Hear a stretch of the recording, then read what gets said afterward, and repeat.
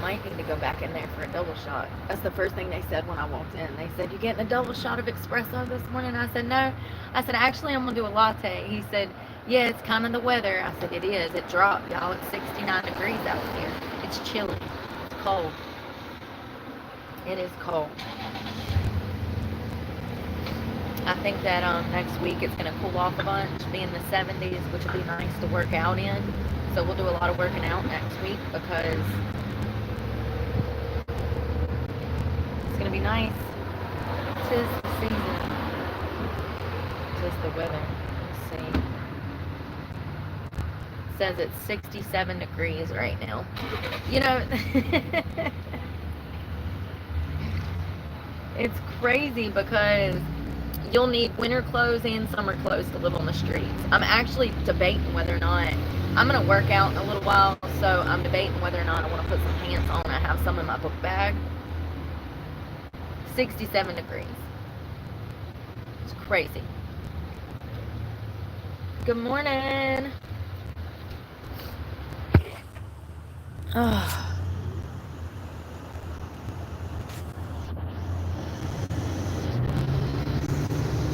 Buttons. Why don't my phone work?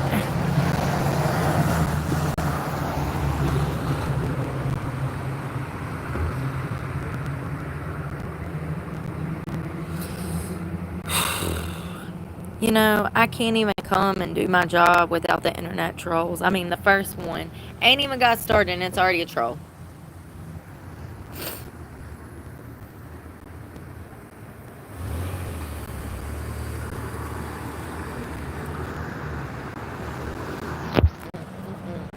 I got stuff for you guys this morning. Juicy stuff. Juicy stuff. Someone told me something yesterday and in passing, and they told me about a case that happened here. A lady that was found dead in a house down the road. And they were under the impression that this woman was homeless. She was not. She was a nurse. Yeah, so then that case led into a different case that led into a different case. That's what we're going to talk about this morning because, as you can see, it's dreary here. It's been raining all morning. It wasn't supposed to rain this morning. It wasn't supposed to rain last night, but it did. So the fact that I'm even up kicking it is a miracle. Good morning, Miss GT500. Hello, Ancient Carbon Maps. Good morning.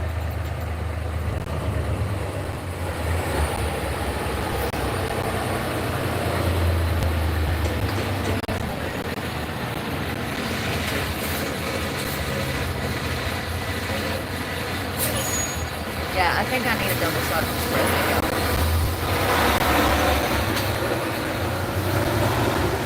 Ain't it sad when regular coffee don't work no more?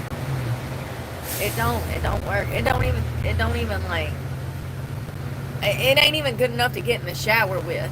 You know how like sometimes you can drink like a half a cup of coffee and then you're ready to get in the shower? After your body has learned to survive on espresso, you can never go back to regular coffee or regular coffee drinks. You always want double espressos and stuff because it's just so much stronger.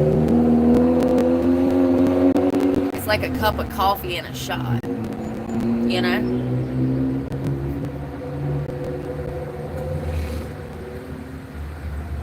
It's like a cup of coffee and a shot. I got two guys at 3 o'clock waving at me from some van sitting at a stoplight.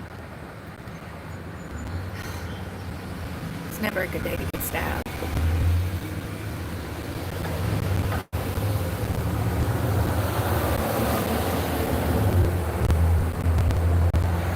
Sitting here now, trying to work, and I got two boys waving at me from this carpet van. Bro, do you not see me talking to myself? Am I not allowed to be crazy and talk to myself on a park bench? Homeless? What happened? You know, honestly, I've never seen so many people try to interject themselves into some homeless woman's life. It's crazy. Like, didn't your parents tell you to stay away from the homeless? Because I think they should have. They're not going to hurt you, but like,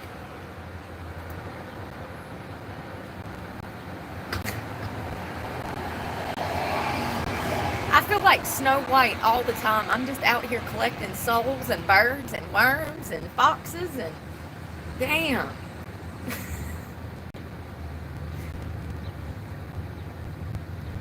My 7 dwarves rolling around in a damn carpet van this morning, waving at me. You looking for us? No, it's 2025. No, you are not my responsibility anymore.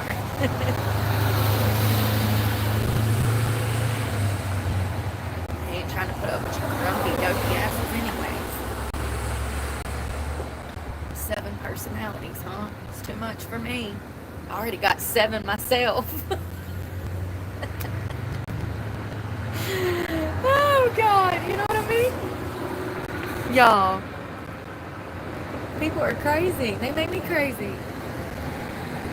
I did sleep pretty good, if you can't tell by the lack of bags under my eyes this morning. Usually they're so bad. They're so bad. Because I haven't been getting sleep. I get like 2-3 hours a night. And then I'm up. Have to be. Daylight.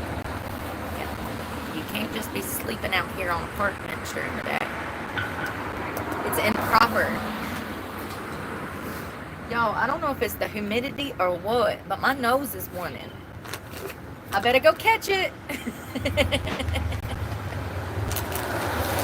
Sorry. Yeah. I better go catch my nose. Good morning. It's going to be a lovely Saturday.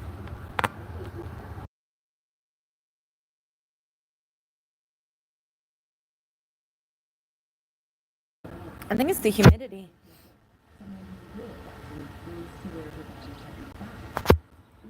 Good morning, Amy Elizabeth. Hope you're doing well. See how her profile picture looks real? I've had a lot of women profile pictures pop up recently that are fake. They're fake pictures. They're like stock photos. They look like something off a candid camera. Oh God, camera corner stock photo. That's what it looks like, a camera corner stock photo. I'm making it, Frederick. I'm making it. Good morning, Johnny. I'm making it. Y'all, so let me tell you what happened. So I was talking to somebody that lives here in Stokes County. And this is actually, I think, Rockingham. I don't know. They run together. You know how small towns are.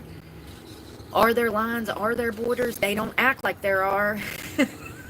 Who? The government. Anyways, there's only lines when it suffices them, like when it's good for them. Otherwise, these counties kind of run together, you know, if it's in the benefit of them. Anyways, there was a woman that they found dead over in Pine Hall, North Carolina, back in I think it was, y'all know I ain't got no memory. Why am I going to try to even remember? I think it was October 2nd, 2018. That's my best guess. Going once, Alex. Going once. I'm going to say October 2nd of 2018, Alex, for 500. So, pretty much what happened was first of all, her name was Monica Godley. And her middle name is it Wooderly? Woodley? Anyways, Monica Godley. Godley, I do believe. She was 46, 43. Give me a minute. I really hope one day I get to a point where my life is so stable I can remember what I read last night the next morning. The uncertainty that comes with living on the streets, being exposed all the time, my foot's itching. You don't get good sleep. Your basic needs are not being met. You're being re-victimized every single day you're out here. This is traumatic, being homeless, okay? So it's hard to remember stuff. With trauma comes brain fog and a lapse of memory. That's probably why my memory's been crap my whole life, because every time I turn around, It's more shit. So, yeah.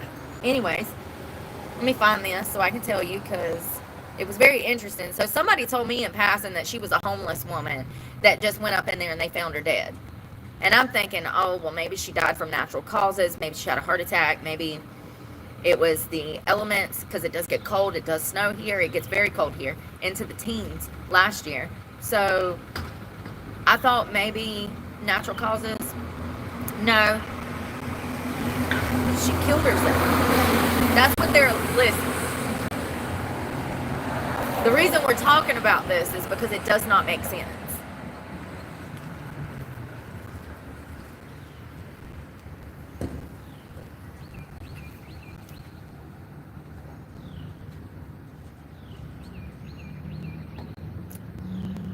So this was her. First of all, absolutely beautiful woman. Absolutely beautiful. Her name was Monica Godley. She had 2 children, 2 adult children, a son and a daughter. She was a nurse. The medical examiner of Stokes County ruled the death a suicide from a self-inflicted gunshot wound. The problem with this, in my opinion, is that she wasn't even from here. She was from Beaufort, North Carolina, near New Bern, which is over like 2 hours from here.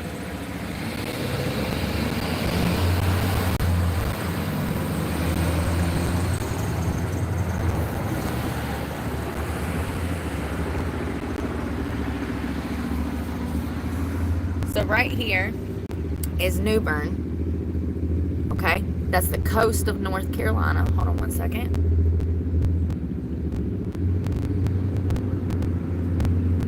So she drove all the way from over here to the top of the state to commit suicide. Let me tell y'all something that's even weirder. Approximately 70% of people that commit suicide do it in their own residence, home, or car, or place of work. So there's a personal aspect to when they take their own life. They want to be in comfortability when they do so. Thank you so much, Andrew. Oh, God.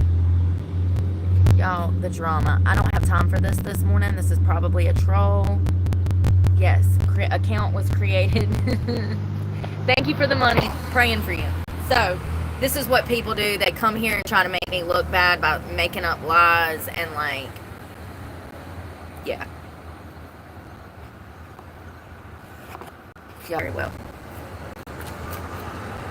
The problem with this is that 69.3%, to be exact, percent of people that commit suicide, they do it in their home, in their place of work, in their car, somewhere where they are comfortable, somewhere where they have a history, maybe a childhood park that they grew up in, or a graveyard that their relatives are buried in. Do you see there's like a personal aspect to it? She drove over 2 miles to drive to an abandoned shack to shoot herself. First of all, she had pending criminal charges that you can't even find online right now. It's being alleged that she had been stealing pills from her employer and that she had criminal charges pending for these said incidents. I cannot find any validity to that. I don't know if that's true. I will say that I have something to show you, though.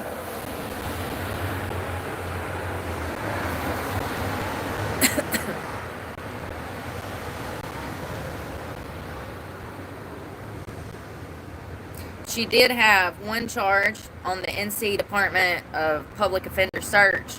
She had a criminal record for, it was dating back. Her opus number is 1547404. She would be 53 now. I do believe she was 43 when they found her dead in the shack. So she had filed a false police report, which is a misdemeanor. But that happened in February of 2017, and then she was found dead in October of 2018. In my opinion, you can't find nothing on this case. Like nothing. I would have to go pull public record from Stokes County to even figure out the toxicology. You can't find that online. It should be public information. This is why we even invented the World Wide Web. The reason the World Wide Web was invented was to share all of this public information that is now not public information. It's crazy. So, in my opinion, they're saying there's nothing you can find. There's not a clear-cut story as to why she was in Stokes County. There's not any answers as to what she was doing here and why she would have been found in that abandoned house. That house is for sale. It's been setting for sale for, I do believe, years. The house was not being cohabitated in when she was in the house, from my knowledge, but once again, I don't know, because the media doesn't tell us anything. I think she was on drugs. I do. I think she got on drugs at work. I think she started stealing pills at work. Hold on one second. I got something to show you. A before and after of her. I think that if it's true what's being said, that she had these criminal charges pending from stealing from her job, then it makes perfect sense why she committed suicide. But if that's not true, then it don't make sense at all why she committed suicide. And once again, who travels 200 miles, over 200 miles, to go commit suicide in a random house? It's weird. She had to have been here for a purpose. She had to have had friends here, been meeting somebody here, going out here. She had to have had business here. Nobody drives 200 miles to commit suicide. Not unless they're wanted by the FBI and there's like an active investigation and they're like a nationwide manhunt. Okay? Brian Laundrie. Like, that's different. Do you see what I'm saying? Like, she had a home in Beaufort. She could have committed suicide there. 69.3% of people do. In their home, in their property, in their, office or something. So, it's weird. It's really weird. Hold on one second. I'm trying to find the before and after of her because she changed a lot. So, the week before, she went missing. So, what happened was that she actually went missing and her family got in touch with investigators looking for her. Something led Stokes County investigators to a house in Pine Hall, North Carolina, where they smelled a smell. They went back several times before they were able to get a search warrant. The last time they went back, they found her body. They knew that there was a dead body in the house. They could smell it, but they had to get a search warrant in order to enter that property. So that's what they did. They found Monica's body in there, and they said that she died from a self-inflicted gunshot wound. But the week prior to her death, she changed her hair. There was a few things that she changed. She used to be this blonde. Look at the difference in the photo. Hold on one second. Now, one of these might have a filter. I don't know. I just found it weird that she changed so much. In my opinion, one picture looks like she could have had a drug problem, and the other picture looks like she doesn't. That's just my opinion. Right here, you can see where she has blonde in her hair. And then the week before she went missing, she dyed it this auburn dark brown, and you can see that she looks completely different. I mean, completely different. Those look like two different people. And my resolution is not that great, I'm sorry, but her name is Monica Godley, and you could go look this up. She looks completely different. So I don't know if that was a filter, or if she went through a lot of stuff before she committed suicide. I don't know. But I found it interesting that looks like two different people. And it might have been two different periods of her life. We know that she got that misdemeanor charge for falsifying a police report back in 2017. In my opinion, that probably stemmed from some incident with drugs. I don't know. And that's what sucks. It's like, why does the media not tell us what happened? Because we have every right to know. You don't just tell us that you found a dead body and then not finish the story. What kind of madness is that? That's evil. You gonna tell us half and not tell us why? You tell us that it happened, but not why. There's a reason that this woman took her life. And listen, surely Stokes County check for lividity and shit, right? It's sad I even have to ask this, but there's been other medical examiners in the past that did not check for things that they should have checked for. It's their literal job. And then we find out after a body is dug up that the medical examiner missed something. So things have been, they're not perfect. They're not faultless, They're human just like all of us, and they're subject to make mistakes. It's really crazy. It really is. It's extremely weird that you would drive that far just to commit suicide. And in my opinion, she knew somebody here. She was running around with somebody here. And if it's true, so let me read you to what they said. They said that she had been busted money laundering. Hold on one second.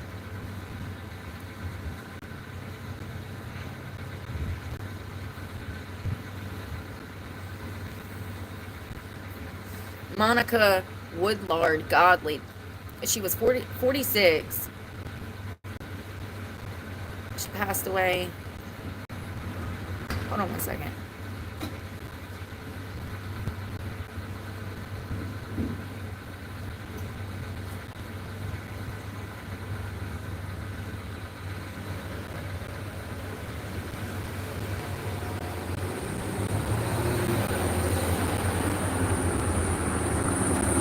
So I see back, and it was September 25th. A woman who was last seen in Stokes County has been reported missing. So this is when she was originally reported missing. Monica W. Godley left Beaufort County on September 4th to travel and visit with a friend in Pine Hall. So she did come here to meet somebody. I wonder who that friend was. She hasn't been seen since. So you just stop your investigation? You just stop asking questions? You just... Jesus flipping Christ. If anybody has any information, please call. Who was the last person she was seen with? That's your crime. Y'all, these people are weird up here. I swear to God. When I went to jail in Rockingham County, they were more worried about sex than doing their job. A bunch of perverted jailers up there. Don't get me started. And then, a few weeks later,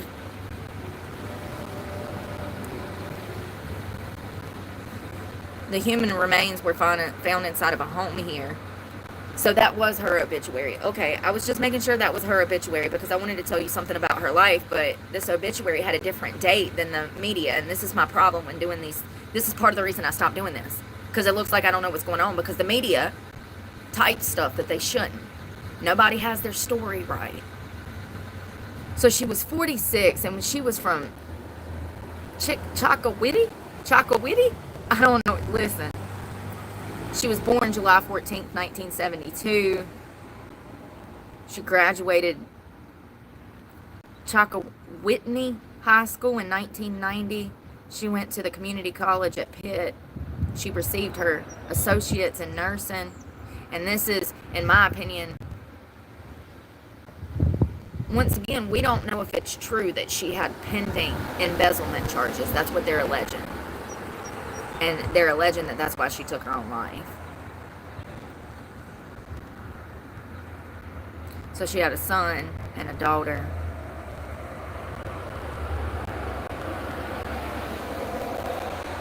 So I see where she went missing.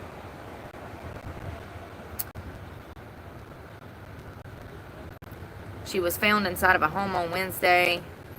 She was 46. Deputies with the Stokes County Sheriff's Office said they were searching for Godley when they found her remains just after lunchtime Wednesday, after they smelled something near the home.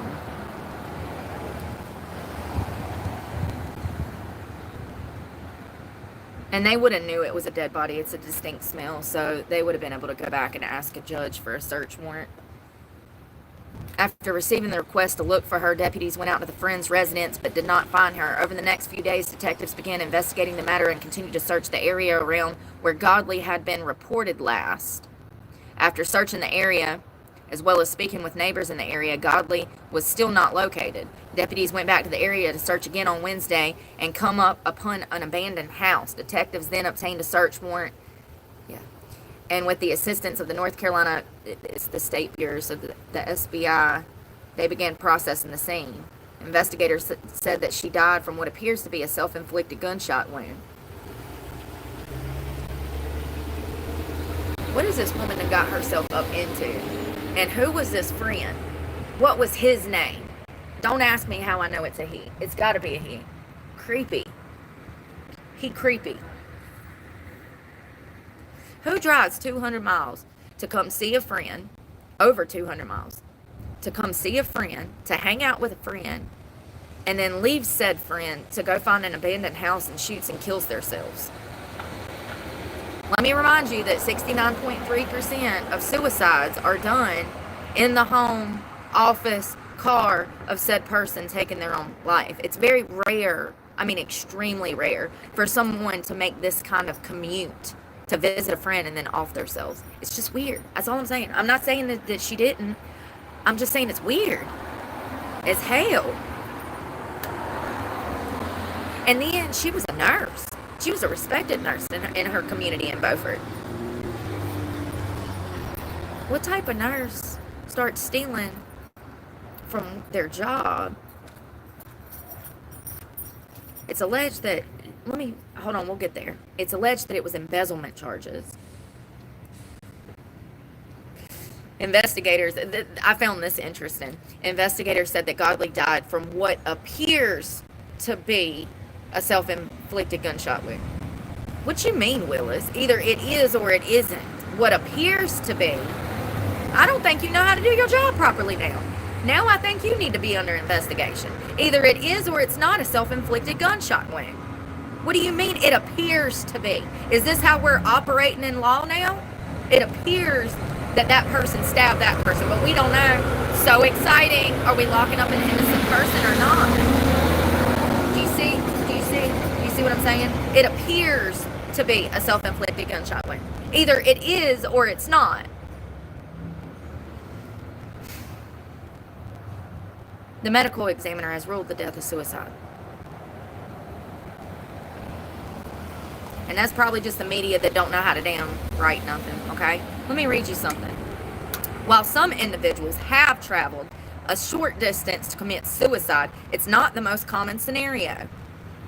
Suicide far from home, a concept known as transjurisdictional suicide, describes instances where people die by suicide far from their residence. Research indicates that these individuals are often white males and drive into a city, live nearby an urban center, are older than 21, or are married or never married and haven't lived in the state where they die by suicide. This is what I was talking about earlier, that other like 30-something%. It's very rare for a victim like that, or someone to drive this far and commit suicide. Very rare. I mean, like extremely rare. Especially a female too, because this is usually like a white male. We have more white males that take their own lives. Veterans, military, first responders. Yeah, so. Suicide locations. Data from Australia showed that 69.3% of suicides occurred at home, while 25.2% happened in public places, including hotel rooms. A study from Tyrrell found that about 3/4 of suicides occurred in a person's community of residence, and nearly half occurred in their own dwelling or adjoining places: job, car, shed, workshop, you know.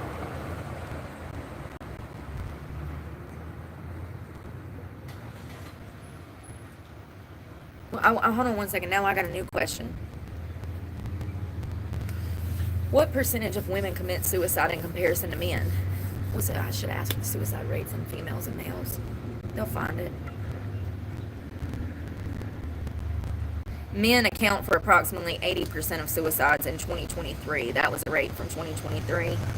It's 4 times higher than women.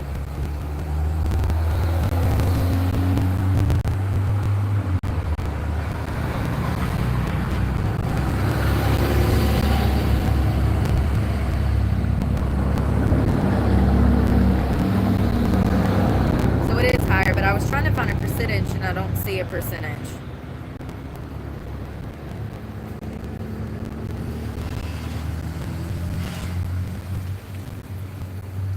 I don't know how to ask the question.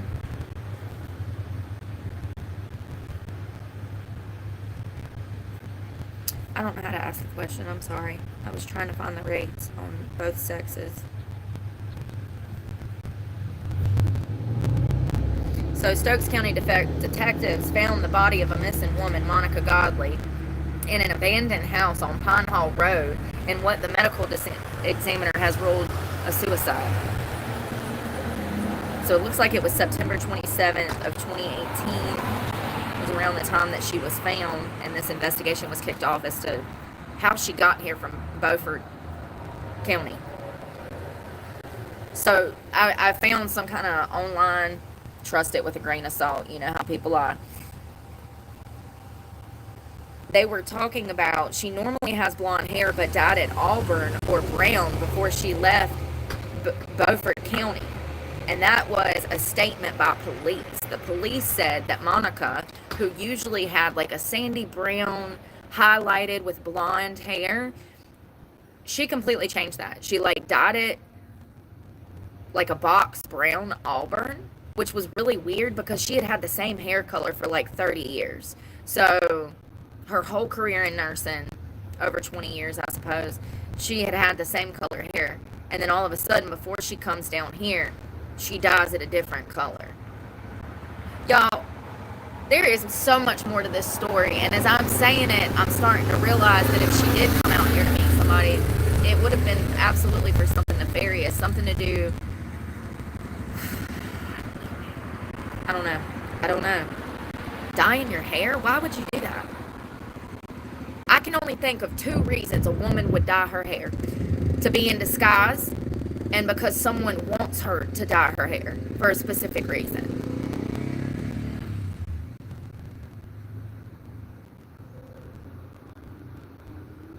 So someone said that her death is quite concerning due to her legal and professional troubles. It cannot be ruled out that they didn't have a role in her going missing. And this caught me. I was like, what you mean legal troubles? Because I looked up her opus number and I can't find any pending charges from 2018 or 2017, and there's no other criminal record. The only criminal record she had was for falsifying a police report to the cops back in 2017, and I'm wondering if she did in fact have substance abuse issues, and that's when her substance abuse issues started to spiral. If it's true that she was embezzling money and using that money to buy drugs, yeah. I don't know. It's crazy.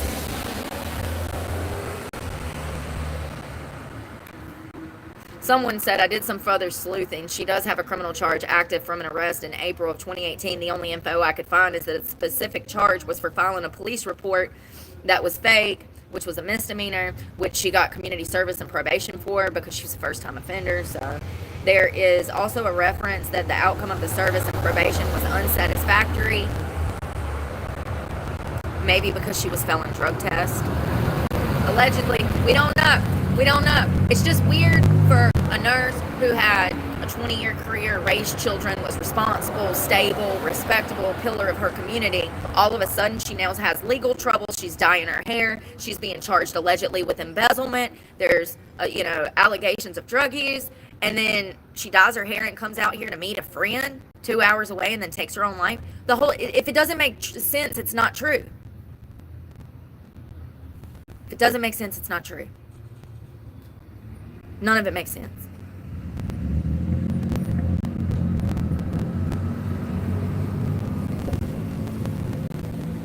So it looks like she had multiple criminal and vehicular charges going back to 2013, allegedly, in other states, but I'm dying.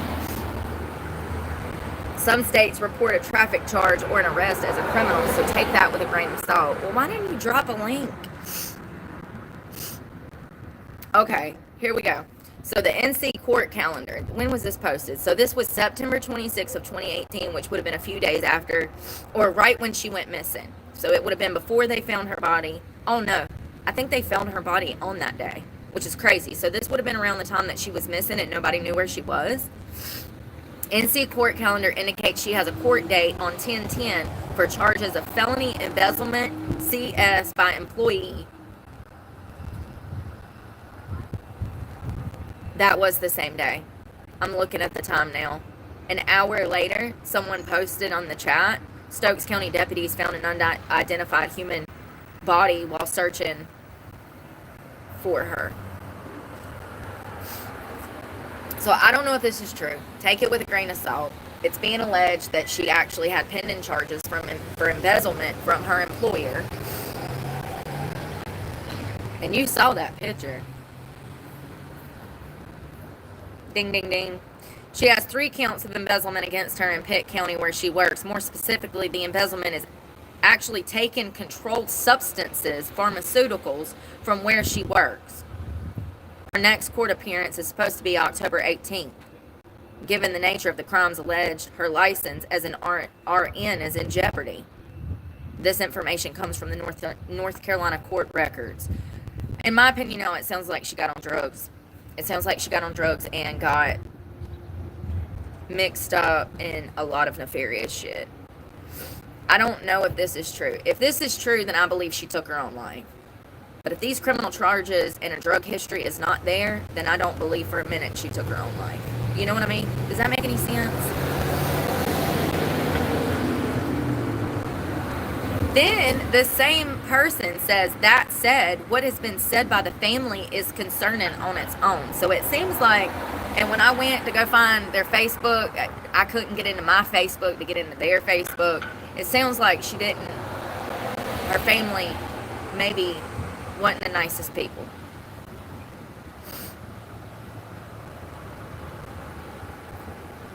How do you go from that to that? Look how much older she looks in that picture than that one. I mean, they look like two different people. I'll tell you how. Drugs. I don't know. I mean, why, and they're alleging that she was stealing pharmaceuticals. I don't know. It's really sad. I mean, I wonder who that friend was. I wonder who that friend she came to hang out with here was. And I wonder what they were, and I wonder what her toxicology. I want to see her toxicology. I want to know what was in her system. That's my biggest question. You can't find that.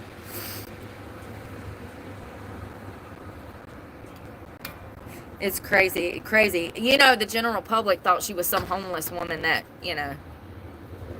was just trash, I guess. I don't know. That's what somebody told me. They said they found a homeless woman in that house down there. And then I went and did a little bit of digging, and I'm like, that wasn't a homeless woman. That was a loving mother that had children that dedicated her life to helping others. Society's cold, man. Cold. Well, super cold. First of all, side note, this is supposed to be cold cases today, but I got to talk about this crazy ass lady. What do we know? Okay, what do we know? What do we say? Sometimes God makes people's outside match their what? Their inside. Okay, it's a warning in the wild. Look at this.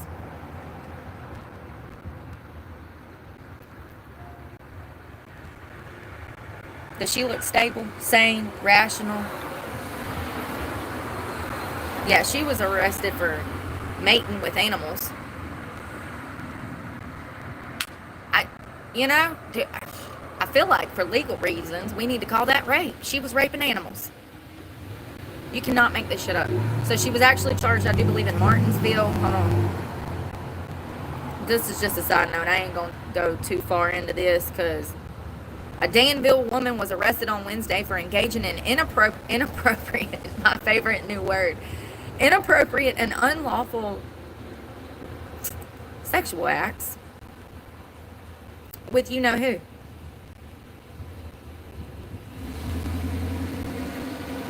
And she filmed it back in May. They determined that this offense happened in southern Alamance County. They were able to find the woman and she was arrested. She's 29, Sydney Bayless. Sydney's soulless, okay? Bayless. It should have been soulless. She was arrested and charged with felony crimes against nature. She was given a $3,000 bond. I think Sydney needs to be behind bars for probably the rest of her damn life, and she needs, and if not, then Sydney needs to be on a damn state watch list, okay? What is wrong with people? Do you know how many women I've seen charged with this recently? 24 in a month. 24 in a month. I don't know what in the bestiality has gotten to these damn sick bitches out here, but I guess pay attention because that crime's getting worse. I'm not even joking. I've seen 24 of these reports in the past month. Most out of the state of North Carolina and Florida.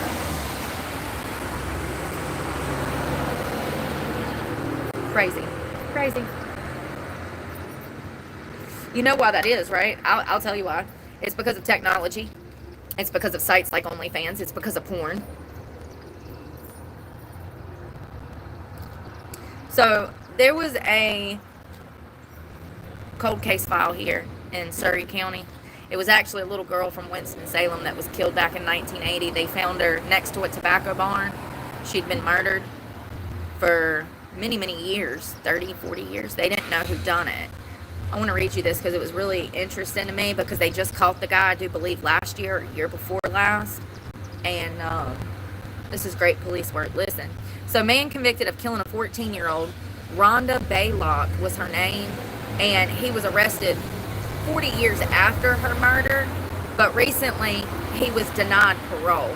I wanted to touch on this because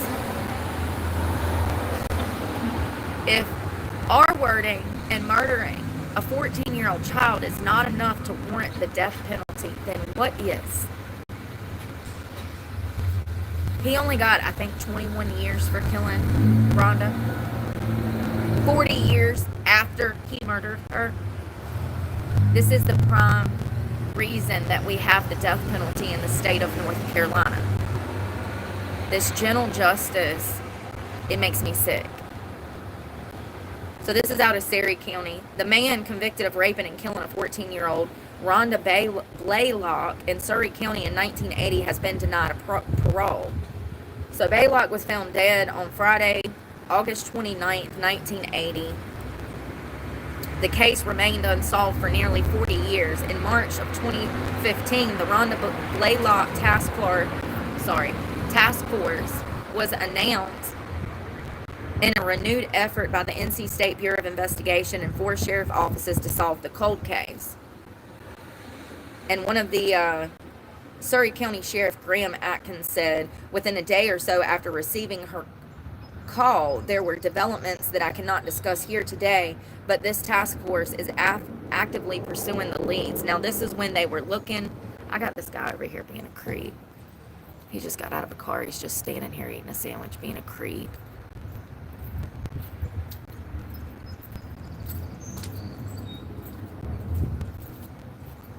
Lord have mercy. I can't even come out here and work. You know what I mean? Without somebody in my face. Maybe he's interested in what I got to say, but honestly, he looks like the type that would commit this type of crime, so I don't want him in my face. So Rhonda, who was only 14 years old at the time, she would have been, what, high school, a freshman approximately, unless her birthday was in December like mine, then she would have still been in 8th grade. I guess probably high school. Maybe, I don't know. Hold on. Yes, high school. So Atkins High School in Winston-Salem is where she disappeared from. Witnesses told investigators that Rhonda and her friends accepted a ride from a man driving a dark blue 1970s model pickup on the day that she disappeared. From other reports that I read, what happened was Rhonda and her friend accepted a ride from this guy.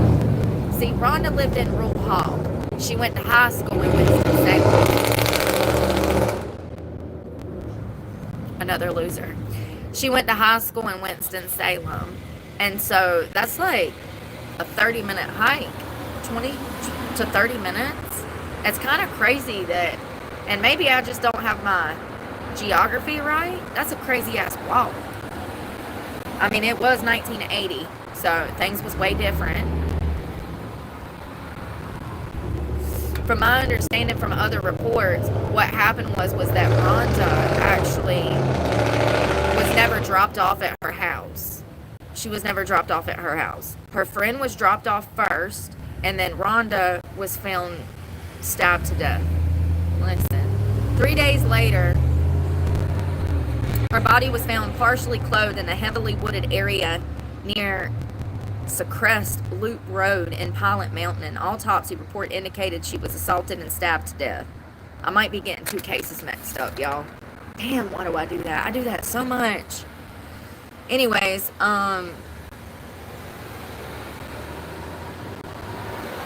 so 40 years later, in 2019, on August 2nd, investigators, the SBI, announced that they arrested Robert James Atkins. And can I just say, he looks exactly like the type of scumbag that would do something like this. It's crazy.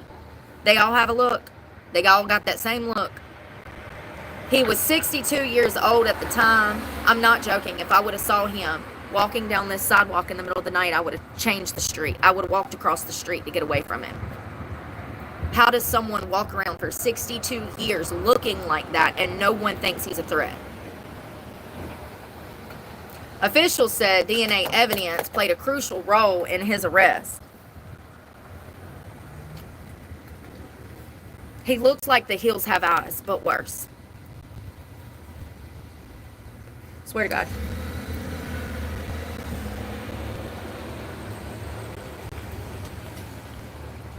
In December of 2020, Atkins was sentenced to 21 to 25 years in prison for her murder and rape.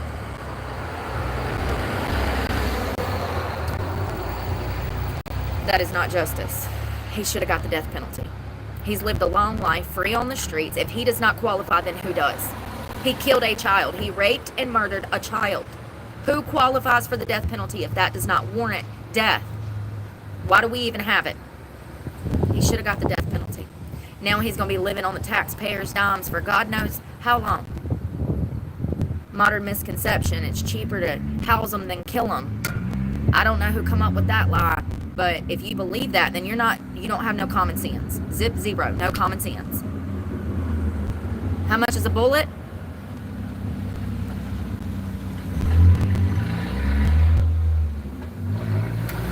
So he was denied parole 2 years ago.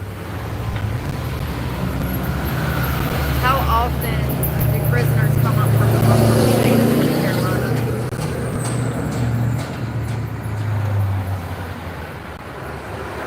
So he's up for review this year. Every 3 years. Oh, those convicted of sexually violent offenses are reviewed every 2 years. So he's up for review this year. Because he was denied parole 2 years ago. Another predator back out on the streets when he should have been given the electric chair. Less than 3 years later, in November of 23, Blaylock's family learned that Atkins' case would be reviewed by the North Carolina Parole. Commission. The family said, and I'm with the family said, he has had his 40 years of freedom. Now he needs to pay for what he has done. He admitted it. He's guilty. He's in jail, and he should stay in jail. This was from Sherry, one of Rhonda's cousins, after learning that he could be paroled. You tell him, girl. You tell him, Miss Sherry.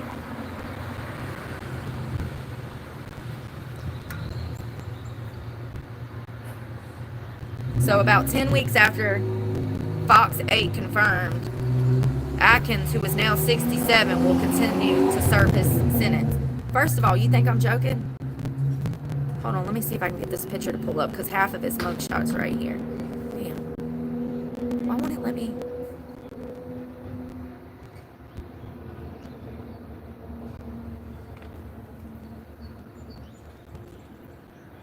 Look at how his eye... Y'all.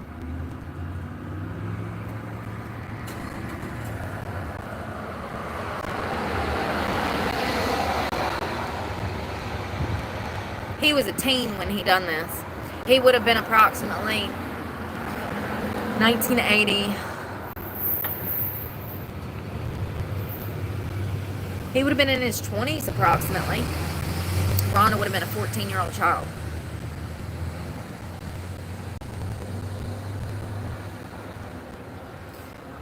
Miss Blaylock would have turned 59 years old in August. I don't see a date on this. Damn it. That was the lady that was stabbed to death when she was 14. Rhonda. The department lists Atkins' projected release date as September 21st of 2029. So he'll be out. And actually, they have so many people in there, he might be out early for good release, like good behavior. He's stabbed and sexually assaulted a child.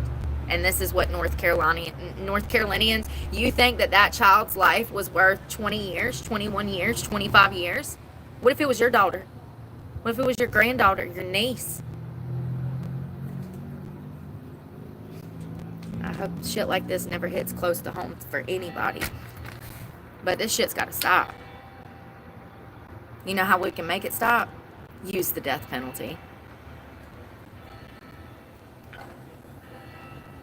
It was a late summer afternoon in 1980 in a quiet corner of a small town in North Carolina that was the inspiration for television fictional Mayberry. Two high school girls strolling down the street gave a friendly wave to a pickup truck, and the driver pulled over near the bowling alley to give them a ride. One of the teens got dropped off at home. The other was never seen alive again. Now, 3 decades after 14-year-old Rhonda Baylock was found partially clothed and stabbed to death in the woods, there's a real-life Andy Griffith investigator. There was a guy that could not put the case down. He was completely obsessed. He was an investigator. And he went to his grave trying to get justice for Rhonda.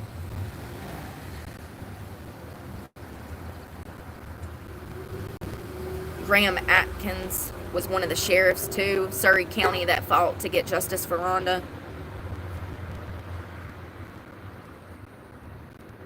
Rhonda's mama, Rebecca Blaylock, said, "I want them to be put in prison for the rest of their lives because I've been in prison for almost 35 years. This was 4 or 5 years before. This was Rhonda.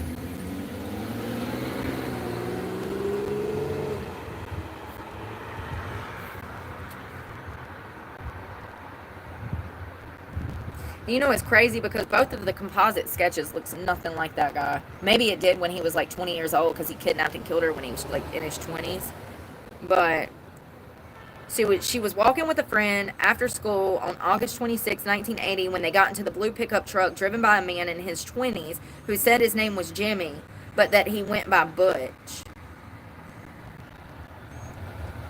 He was playing rock music on the radio and smoking Winston's.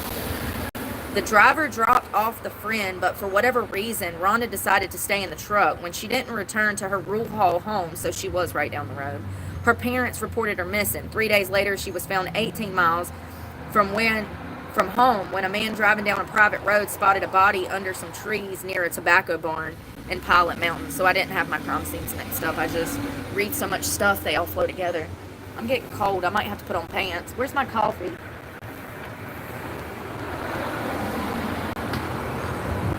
In 2004, detectives dusted off the case file and started re-interviewing witnesses. It looked like we had gotten off to a good start, he said, but it all got stalled again.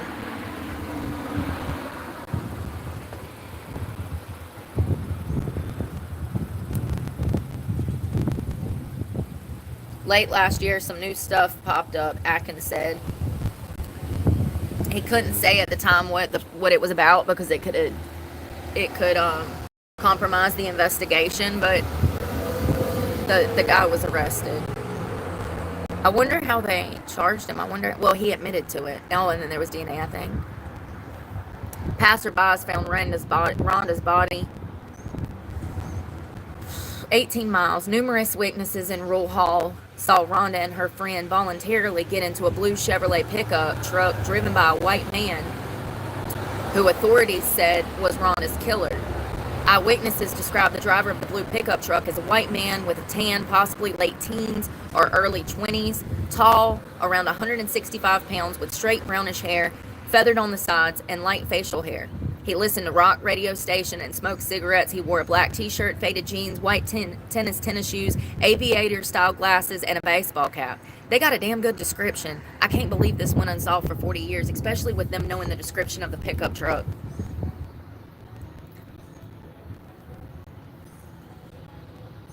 Where the fuck is that coming from? Y'all, can y'all hear that? I'm gonna get a YouTube violation. This is crazy. I hope you can't hear that.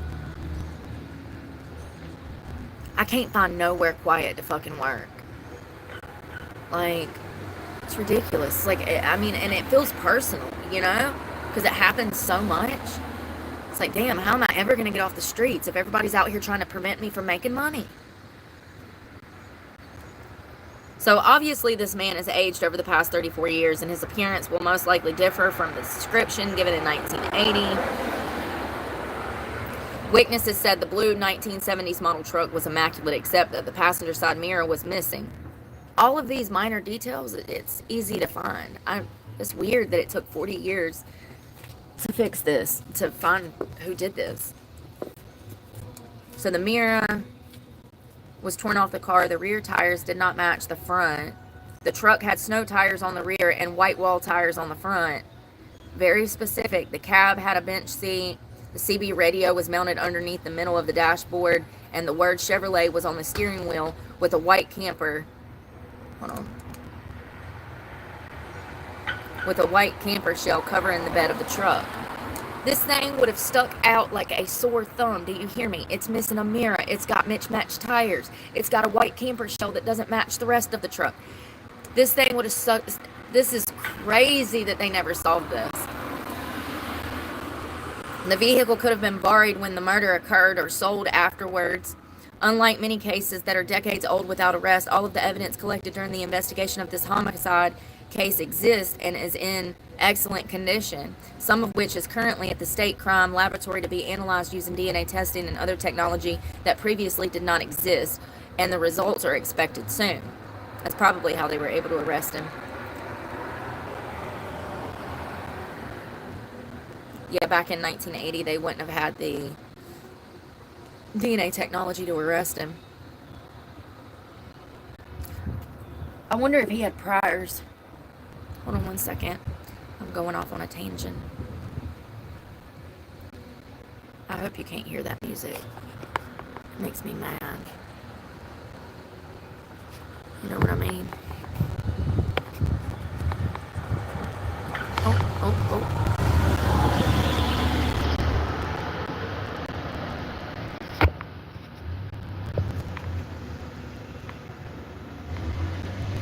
This is my job. Thanks for supporting my channel.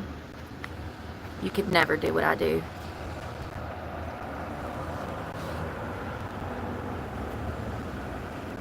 Faintly. Okay. Thank you. Thank y'all. Sarah and Robert. Thank y'all. So, what was his name? Hold on one second. I want to look at one thing, and then I want to tell y'all about an actual cold case. Robert Adkins. That's still active. Robert Adkins. Criminal record.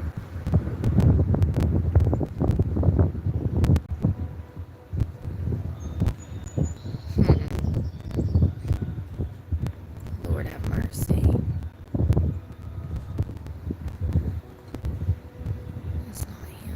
I don't see his record or like anything on him, but it could just be that I don't have his whole name in there. I just feel like the death penalty, once again, if we're not going to use it for him, then why even have it? I mean, he intentionally brutally murdered this girl, just like the father in Arkansas, or the couple in Arkansas that was recently murdered. Did you see that? So, this family decides to take they have 3 daughters. They decide to take 2 of them on a hiking trip in Devil's Den, which is a park in Arkansas. This just happened this week. This teacher, oh, and I was right. Sorry. I was right. He was a pervert. Let me tell you, I got the dirt. Okay, so we were going to talk about this other cold case. We'll talk about that other cold case at the end. Let me tell you, there's updates in the Arkansas family that's been murdered. He was in fact a pervert. So a school teacher who had 5 different positions in less than 2 years. He had bounced from school district. This is the Arkansas case. Hold on one second. Let me get the family. It's Clint and Christy. Hold on. Arkansas family that was murdered. Does somebody know their names? Was it Clint, Christy? 4 hours ago it dropped. I told y'all, listen. 7 a.m. They just released a statement talking about how the teacher was a pervert. I called it. There's a video yesterday of me telling you that he's a pervert. I gave a description of his crimes and who he was, and I nailed I built a profile on the Arkansas murderer, and everything that I said in my profile was nail on. It hit the nail on the head, and I'm going to tell you how. Listen. 2 years before he was arrested in the killing of the Arkansas hikers, Andrew J. McGone was known to some parents as the Texas elementary school. He was known by parents as being inappropriate with children, and he had a pattern of off-putting behavior around children. He was grooming children. Let me cut through the BS. He had been placed in 5 different school districts in less than 2 years because everybody knew he was a pervert and he could not control his urges. And instead of firing him and putting him on a watch list where he should have been, the school district covered up his bad, inappropriate grooming behavior, and they let it slide district after district. He was after the children. He was after the couple's children, the daughters. The motive was to kidnap those little girls. Exactly what I said it was.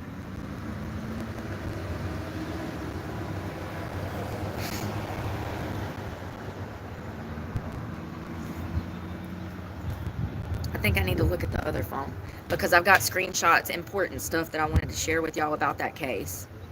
Here it is. I got it right here.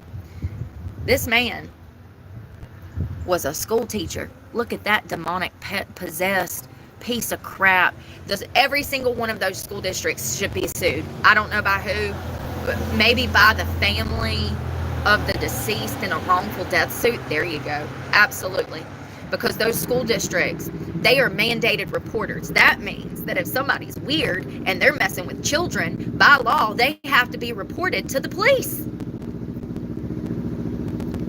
This is where we're at in society. It's deteriorating. People are accepting things that they should not accept, and they're thinking that it's normal. This is exactly what I said yesterday. People do not know the difference between right and wrong. And I'm not talking about the pervert in this scenario. I'm talking about the principle. I'm talking about the principal. I'm talking about the superintendent of the school. I'm talking about the administrations of the school. They did not do their part. Let's get into this because this is crazy. So, he was actually arrested. So, let me start from the beginning of the story. I think it's Christy. I still don't know these people's names. I'm so sorry.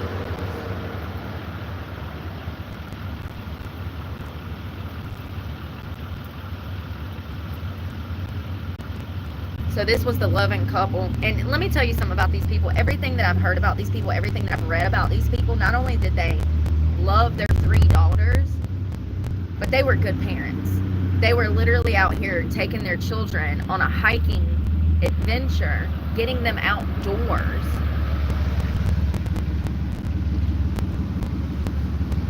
So what happened was the husband, I'm going to find his name, and I'm sorry that I cannot remember nothing because it makes me feel like I'm being disrespectful. The Clints, I do believe their name. He was the first one to come under attack. Andrew started stabbing him. I do believe her name is Christy. Christy realized, there's that crack van.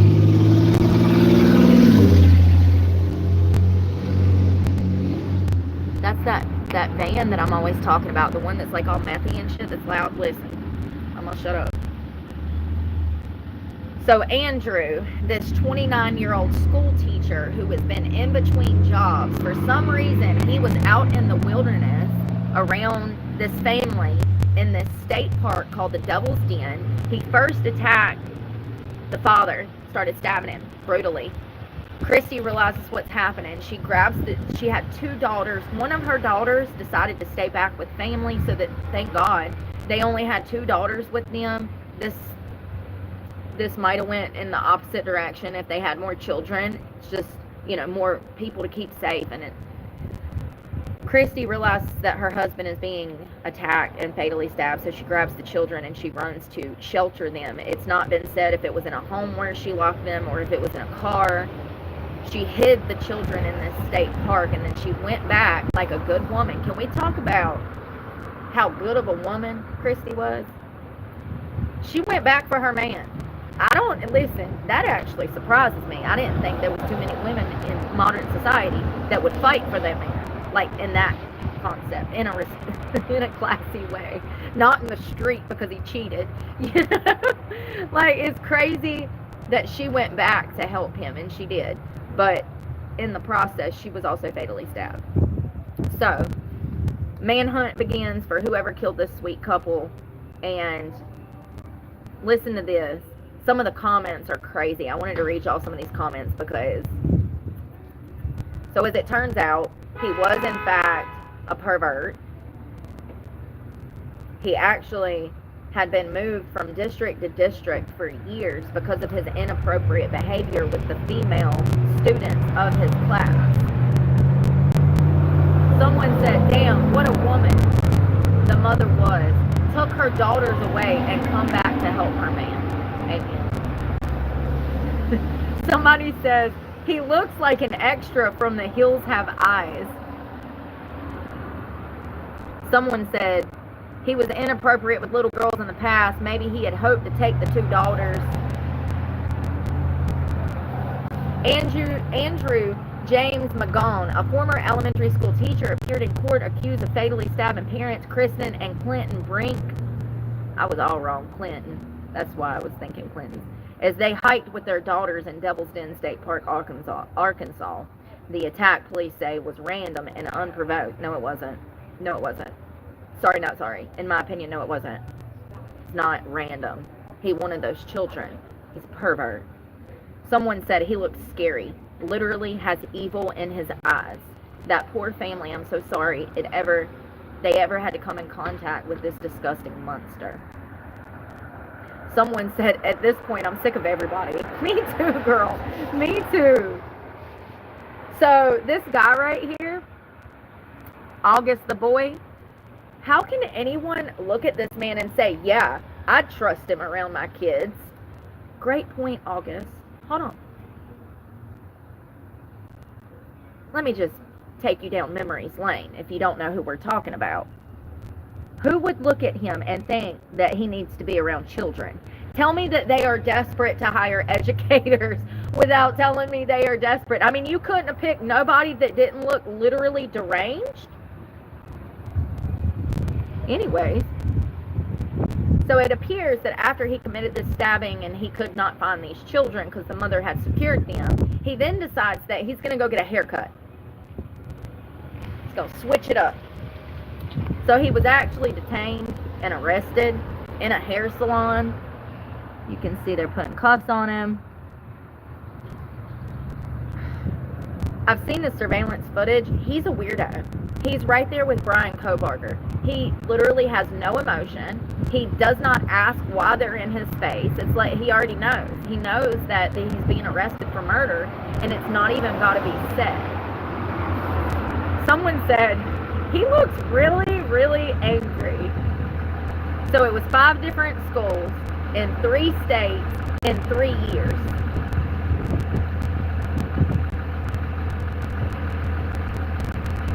Five different schools, 3 states in 3 years. Every single district, he would get reprimanded because for his behavior with his female students because the parents felt uncomfortable with him around their children. But let's not report him or anything because this school isn't packed with mandated reporters or anything. Someone said, Deuce 83 said, what kind of background checks are being conducted at these public schools? Right. He is terrifying. I live in Arkansas. Hey, Ash. He is absolutely terrifying. I mean, seriously, though. Like, I'm not a very smart woman, and if I was doing the hiring for that school district, the moment I saw him, I would have been like, absolutely not. Not only does he look like a walking red flag, but his body language it's psychologically speaking, it's so much deeper than that. He is extremely disturbed. His body language, listen, this is what I do. I don't know how to tell you that I know what I know. He is extremely disturbed. Maybe more than co-barger. Brian, co-barger. Co-barger? You know what I'm talking about. Seriously. Seriously.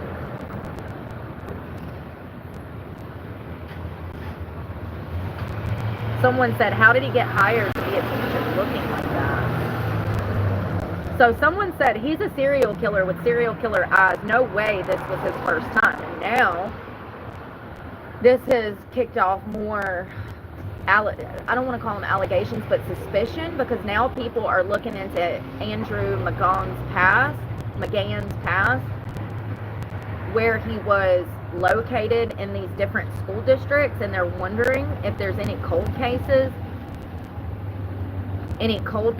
that could be tied back to him, because in my opinion, for him to do what he did, to immediately try to take out the father, then to take out the mother, he could have done this before, seriously. So I'm sure they're looking into that, but people online are saying that he's done this before too, and they're alleging that he could be a serial killer, a repeat offender. Someone from Arkansas, and Ash, you can tell me how you feel about this. Hey Nikki, this is why my child will always be homeschooled. I know that's right, Jessica. That is a luxury, and I'm glad you can do that, because homeschooling kids definitely, in my opinion, are going to be better off, as long as they're socialized, and I'm sure you know that. Someone said, being from Arkansas, I'm going to say that this is what we have the death penalty for. This is why we voted for it to be used. I don't know how you feel about the death penalty, Ashley, but maybe you can let me know how you feel. If this doesn't qualify for the death penalty, then what does? You know? Did he actually need to kill the kids too for him to qualify for the death penalty? I mean, this was intentional. This was a planned attack, in my opinion. So, in my opinion, there was premeditation there. He went out with the intention of killing these people to abduct their children, in my opinion. So, I don't know. I think that it needs to be used more. Someone said, definitely a serial killer with unsolved murders. The way he constantly moved out and got new jobs with no explanation as to why. Someone said, he looks insane. Someone else said, I'm so weirded out by this case. I know. How terrifying for you. Imagine you want to take your kids to the beach, and it's a secluded place, and you're just out there with your children having a picnic in the sand, and then some psycho comes crawling up out of the woods looking like the hills have eyes and attacks the backbone of the family, the father. That's the protector. That's the one that's going to defend. Without that protector, that defender, the children and the mother are left in an extremely vulnerable position. So I just think that there's more to this than people can see. In my opinion, this was premeditated for those children, as I said yesterday. And I had no details. We had no details on his educational background as far as like how he worked in the school district and all of that. I made every single prediction I made yesterday came true today. It's crazy. How am I that good and I don't have a damn job? How can I look at someone's body language and tell you that who they are and nail it? That's what I did yesterday with this suspect. Crazy. All of his mugshots, he looks absolutely deranged.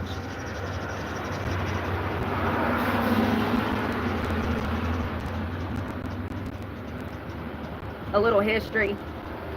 My shoes are getting wet from the rain, y'all. This shit's going everywhere.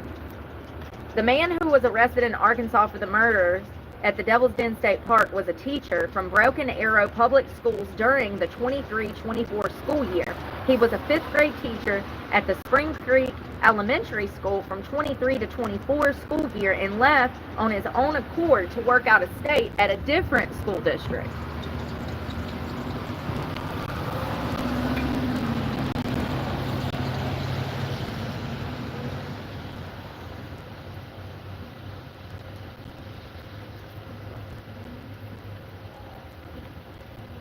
Then he posted, it looks like maybe from Truth Social or something, I don't know, maybe X. Hello, my name is Andrew McGann, and I'm very excited to join the Dolphin family as a 4th grade math and writing teacher.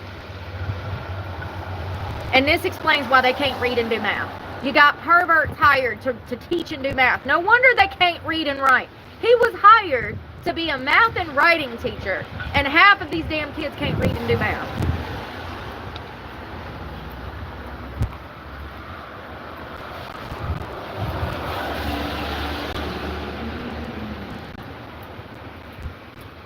I graduated from Oklahoma State University in May with a BS in elementary education. I've been a substitute for the past 2 years in Tulsa County, Oklahoma, and I'm a student teacher for the spring 2022 semester at the Broken Arrow Public Schools in a 4th grade math and science classroom.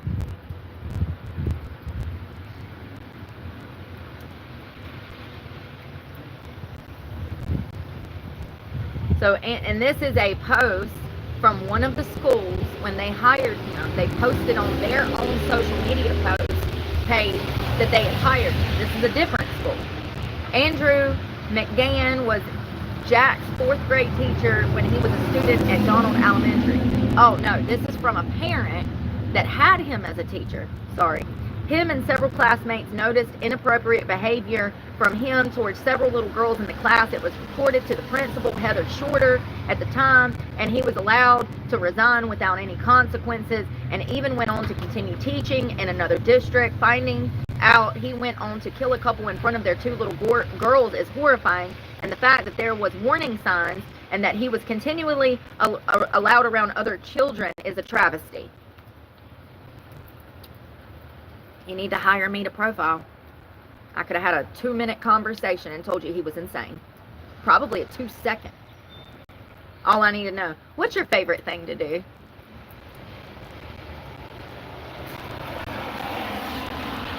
Breathe.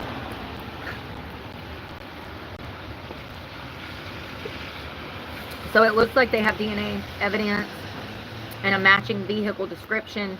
This is part of the evidence that they have against him, proving that he done this double murder. So also, let's see, Andrew James McGann,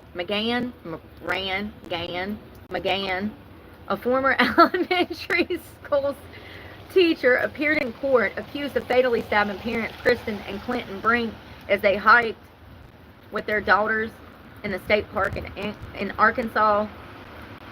The attack, police say, was random and unprovoked. This was not random. Stop. Authorities say surveillance shows him being arrested mid-haircut, and he's linked to the scene through DNA evidence and matching vehicle description. Disturbingly, McGann had been employed by 5 school districts since 2022 with at least one parent alleging inappropriate behavior in his past. He now faces 2 counts of capital murder. Well, how are you going to charge him with capital murder if it was random? I am so done with them. Is the media dumb or are the cops getting dumb? I don't know who's dumb. Is it the cops reporting to the media so they just reprint, or is it the media messing the game of telephone up?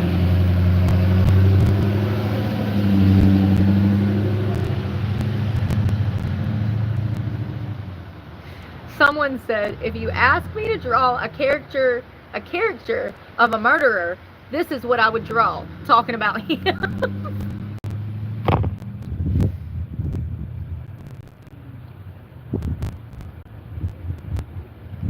Yeah, he was a pervert, like I said.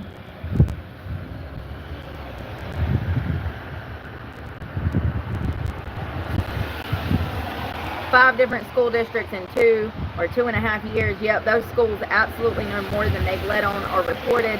This is an issue with the schools.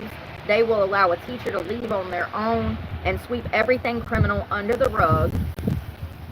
And someone said, same with police departments with their insufficient internal investigations and firings. Why is it still raining? It wasn't even supposed to rain, y'all. I gotta put on pants or something. I'm getting cold. It wasn't even supposed to rain. It lied.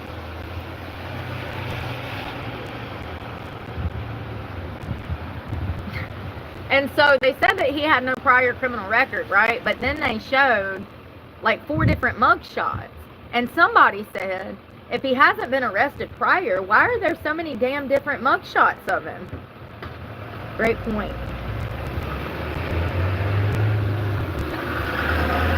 You can be arrested for stuff and not convicted, and it still be on your, and it's not on your record. You wouldn't even be able to find out about it.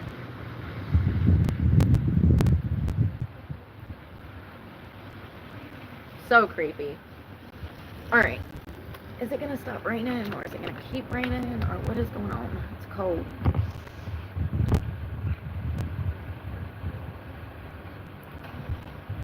I'm looking at the weather.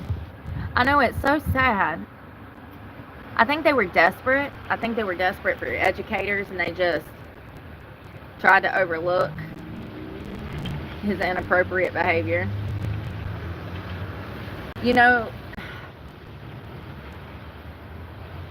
when it comes to stuff like that, I don't think that people quite understand how severe that type of behavior is. These type of people cannot be reformed.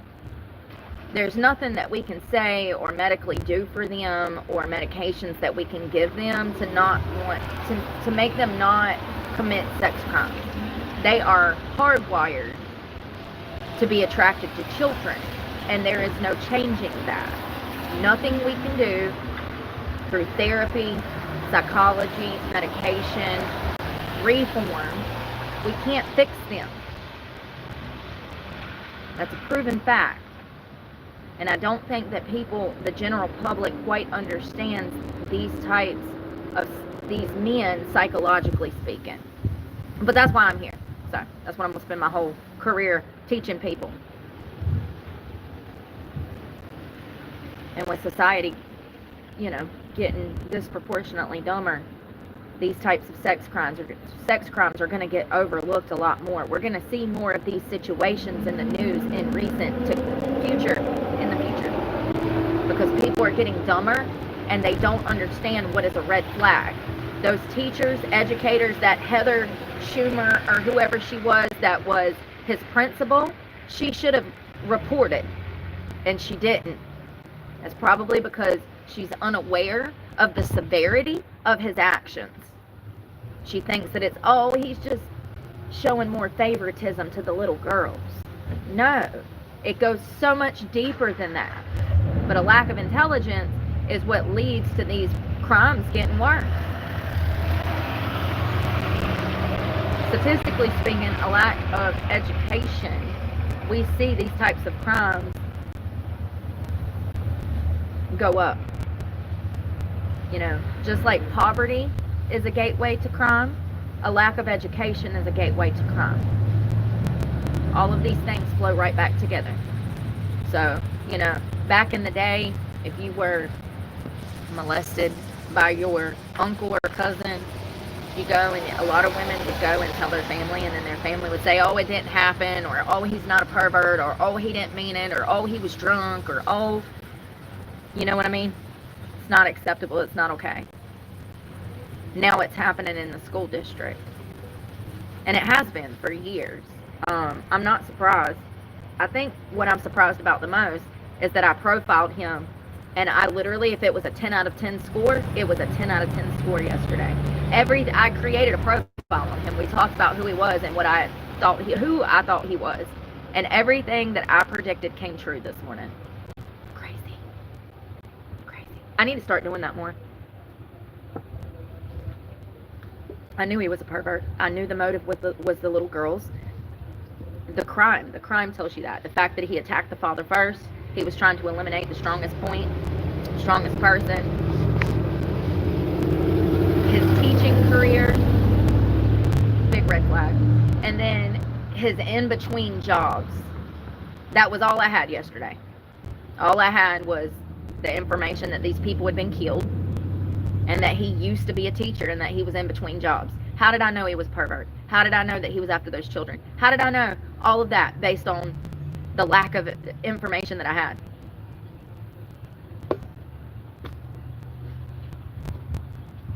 I love it. As soon as I read that he was inappropriate with other children, I was like, I knew it. I knew it. It made sense, you know? It made sense why he's out here killing people in state parks. So I want to talk about this one last cold case. It's actually really sad. It's still unsolved.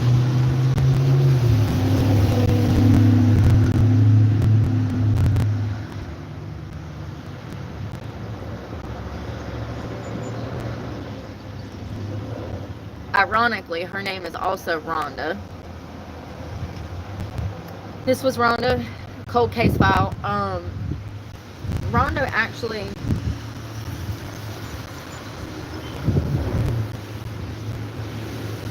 she was murdered back in 1981, Christmas of 19, and she was actually buried. This is sad. It was days before Christmas. She was buried Christmas Day of 1981.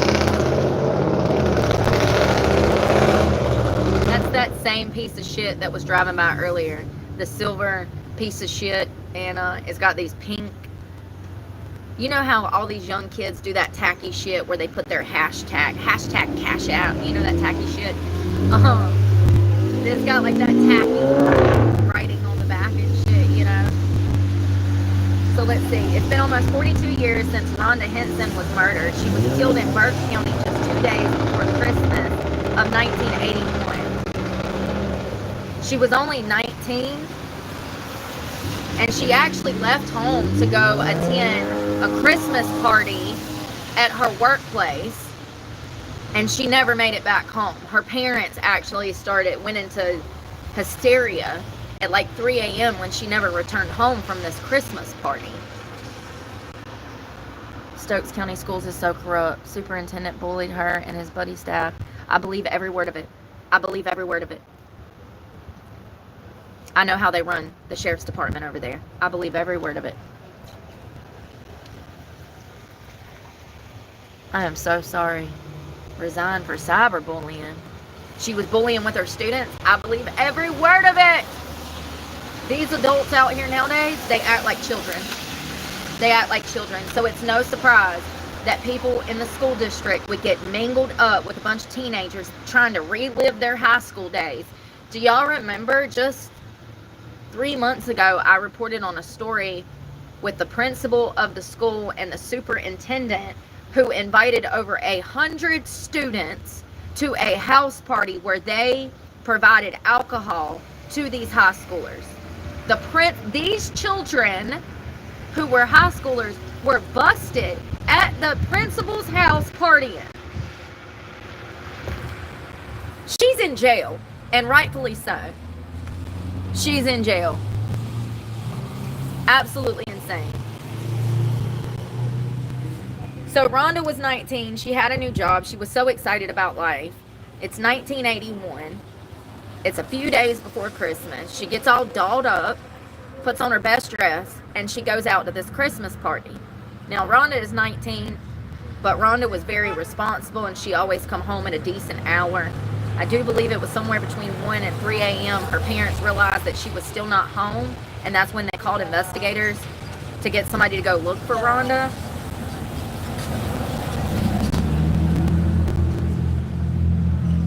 So her work Christmas party was actually December 22nd, 1981. She had just graduated from high school, and this was her first job. Rhonda worked as a clerical worker for a local steel company, but that wasn't the only thing she did. Her mother went on to say, Judy Henson, she played basketball, she ran track, she was an outstanding tennis player, and she was very likable.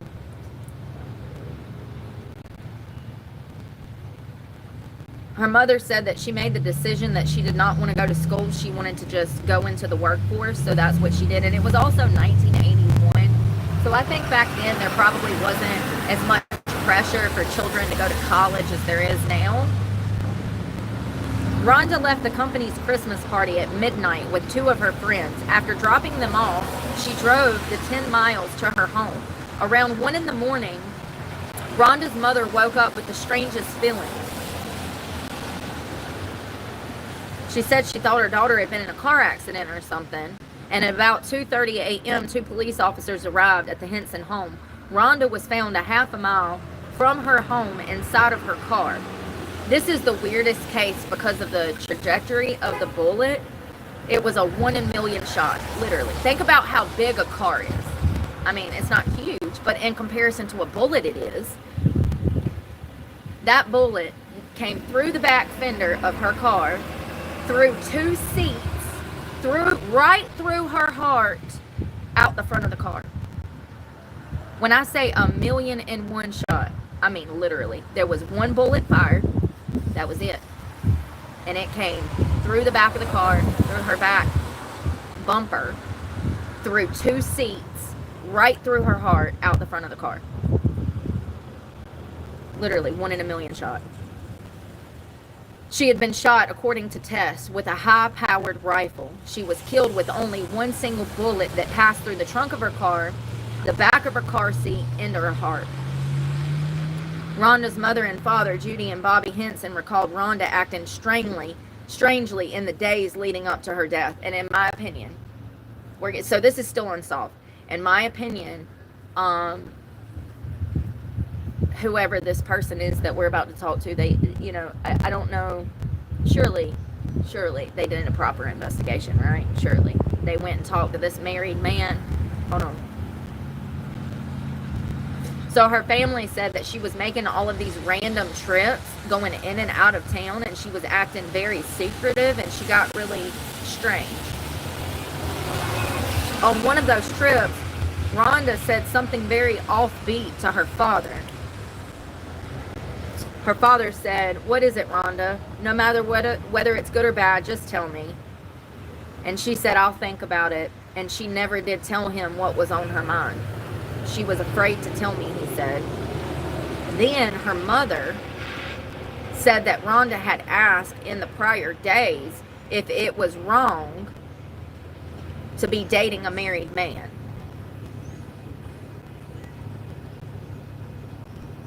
Rhonda even asked her mother whether it was okay or not to be dating a married man. I said, "Rhonda, there's never a time that's all right to go out with a married man. The only thing that comes from that is that people get hurt." That is what Judy Henson told her daughter. "I could just tell a difference in Rhonda," Judy said. "She didn't seem her happy self."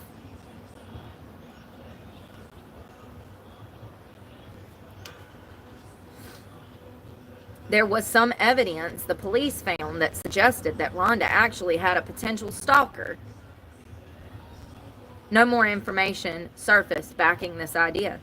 The reward for any information on Rhonda's case is $5,000. It has grown to over $20,000 with contributions made from private donors over the years. This is still a cold case. They still don't know what happened to Rhonda.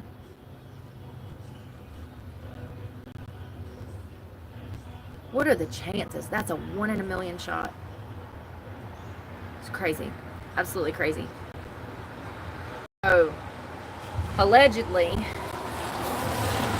well, not allegedly, that come from her parents. I believe her parents over named the cops or anybody else. Her parents are saying that she was asking about, if it was wrong or right to see a married man, and then she was sneaking away a lot. I do wonder if she was seeing a married man. I mean, people tell you what's on their mind if you listen. Why else would she be asking if it's morally or ethically correct to date a married man unless she was doing it? Do you see what I mean? More than likely, she had some kind of affair with a married man. Otherwise, she wouldn't be asking if it's ethical to be dating a married man. This is what I mean when I say that people tell you what's on their mind and they tell you what they're up to if you just listen. She had no reason to ask that question unless she was, in fact, seeing a married man. I wonder if she went to go meet him that night. They got in an argument. He fired a gun. Freak accident. I mean, it was definitely, a fit of rage, passion. But that's a 1 in a million shot. To go through the back of that bumper, through 2 car seats into her heart. It's almost like, someone clearly was standing at the back of the car to fire that shot. So I'm wondering if maybe she was driving away. Oh, there was other weird evidence too. The car was in neutral. The car door was open. Hold on, let me see if I have all that evidence. It's a really weird case, y'all.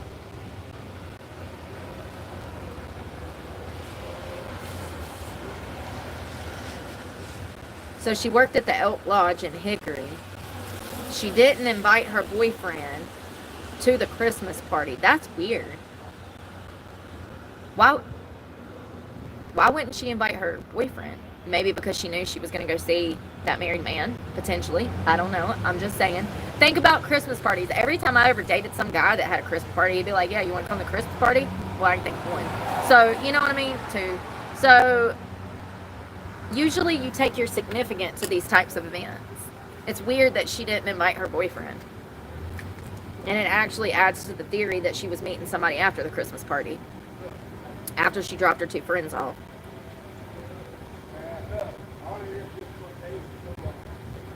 Hold on one second.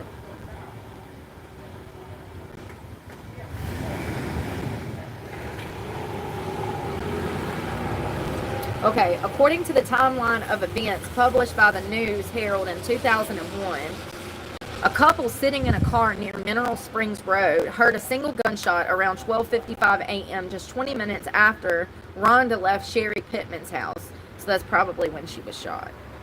At 2:13, Bobby called her and discovered that his daughter had left to go home over an hour ago.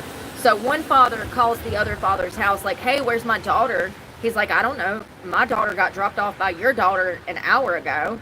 They're trying to find her and they can't find her.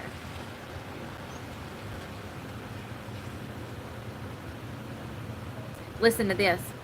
According to investigators, a bullet went through the trunk of the car, hit a support bar, then went through 2 rows of seats, through Rhonda's back and into her heart, killing her instantly. 1 in a million shot. Think about how big a car is. Think about everything that's inside of a car. And then think about the trajectory of that bullet.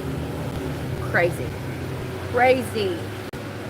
What are the chances? 1 in a million?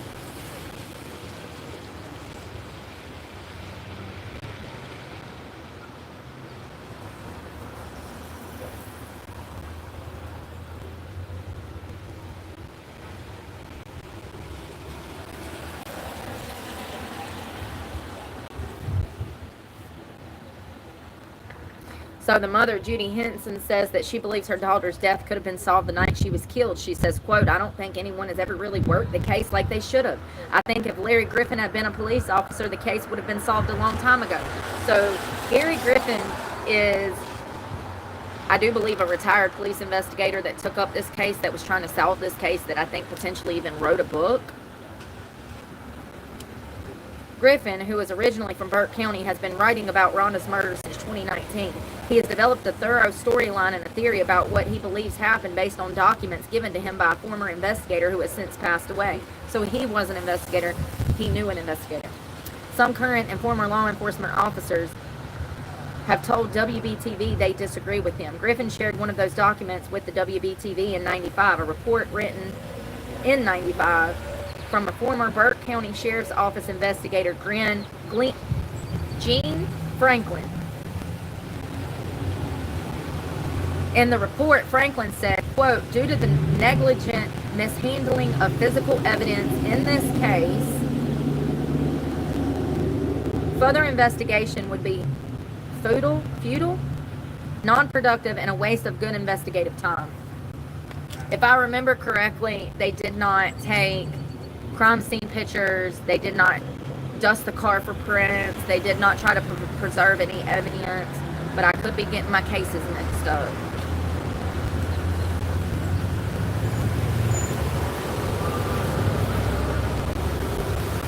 According to the report, only physical evidence available to investigators is Rhonda's clothes and the bullet that was found in her body. Much of the evidence has been lost. The trunk lid was initially moved to the State Bureau of Investigation, but it was later given to the Burke County Sheriff's Office. It was then moved to the Ramsey Motors, where it was packed up by a private investigator hired by the Henson family, who has since died. The seat covers from the car were also left at the Ramsey's Motor and then thrown away. Fingerprints from the doors and windows of the car were lost. Franklin said in the report that without the trunk lid, investigators were unable to determine the angle of the entry of the bullet. Absolutely. So they lost the trunk where the bullet came in. So they can't even figure out at what trajectory it came from. They would need that to actually build a whole picture of the crime scene and where somebody was standing, maybe how tall they were. They could probably piece together lots of information. But they don't have a trunk lid. It was lost. No fingerprints, no seat covers. The only thing they had was the bullet and Rhonda's clothes. Everything else has been accidentally destroyed or misplaced or lost or destroyed. So they said that investigators were unable to determine the angle of the entry of the bullet, which could have determined where the shooter was at the time. He said that also the report, he said also knowing the angle would have proved whether the shooting was an ambush and or premeditated. I didn't know that. I guess it makes sense because like a rush shooting and a focus shooting, you know, those bullet entries are going to be different. They could be different. The report also said Rhonda's car was in neutral when it was found after the shooting. Weird. The engine was still running, the driver's door was open, and the lights were on. A substantial amount of blood was in the rear left floorboard. Rear left floorboard. That's the back. Wouldn't the blood splatter have been in the front? Because the bullet went from back to front. So wouldn't you see the blood splatter in the front? It's weird. I don't know. I'm not a crime scene technician, okay? I just really used to love CSI way too much, okay? Seat covers were the seat covers were thrown away. No fingerprints. Rhonda's body was outside the car, leading Franklin to believe the shooter pulled her out of the driver's seat. No pictures were ever taken of the crime scene.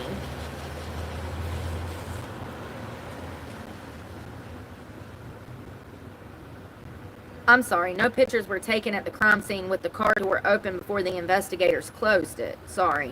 No pictures were taken during the daylight hours. Some images of Rhonda outside her car show items that were not part of the original crime scene. They fudged it up. A suspect has never been publicly identified, and a motive for the murder of Rhonda has never been determined. The bullet came from a rifle, but no shell casings were ever found. Probably because it's still in the rifle. It could have been a gun that like holds on to it. Or he could have picked it up. To this day, no one has ever been arrested for Rhonda's murder. 19.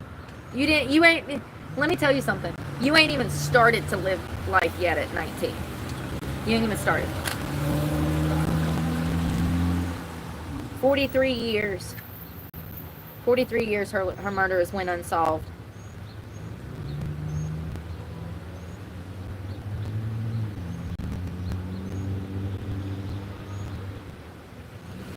Oh, Lord, y'all.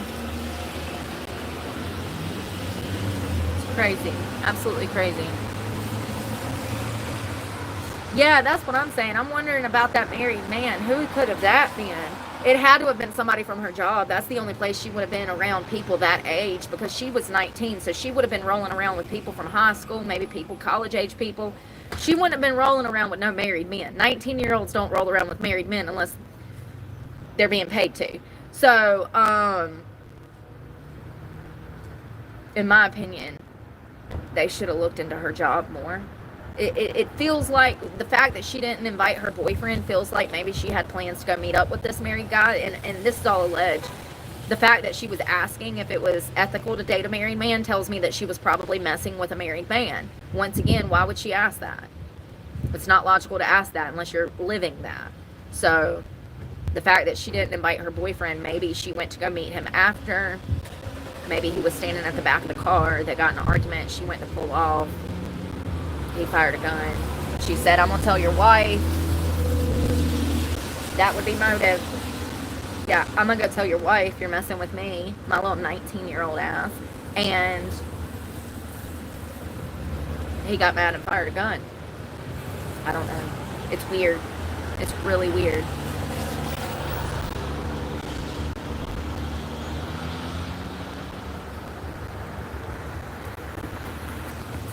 Lord, y'all. Hey, Lisa. Sandros. Hello. God, y'all. People be coming back here and flooding the chat, trying to damn. And these are fake accounts, you know? It's just annoying every day I have to go through. Sometimes they act nice, and then other times I'm like, ugh. It's exhausting. It really is. I wanted to talk about this because this is crazy. There was a woman that killed her husband.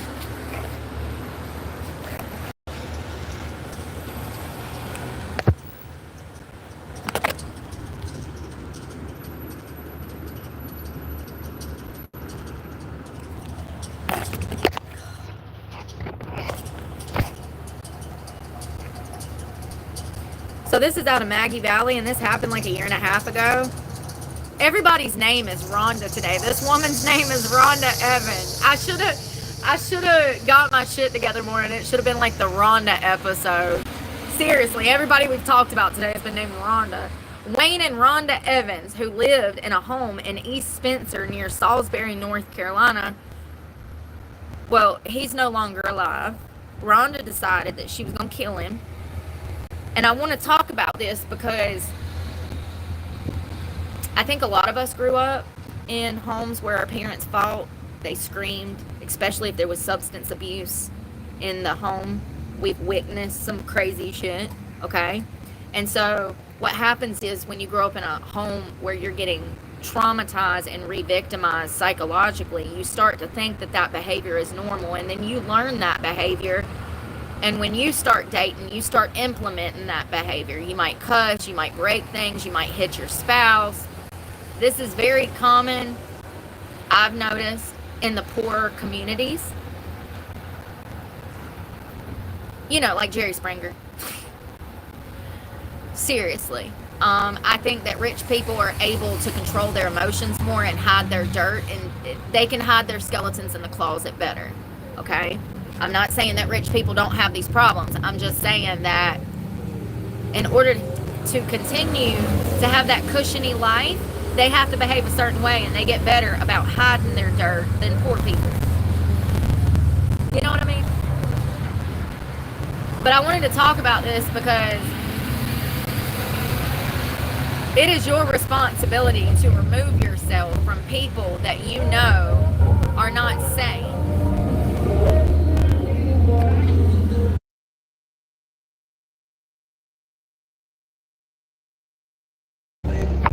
They never listen to any good music. You hear that bullshit? Anyways, it is your responsibility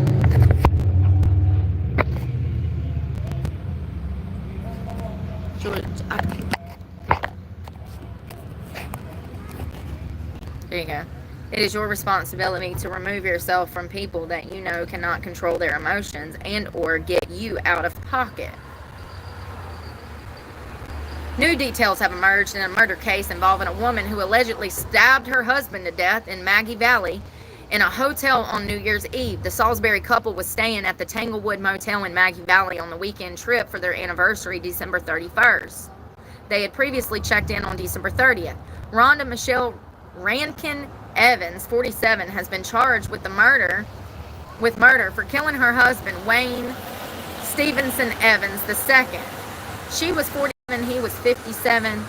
She actually killed him in the hotel room that they were staying in on vacation. It's crazy because they were supposed to be celebrating their anniversary.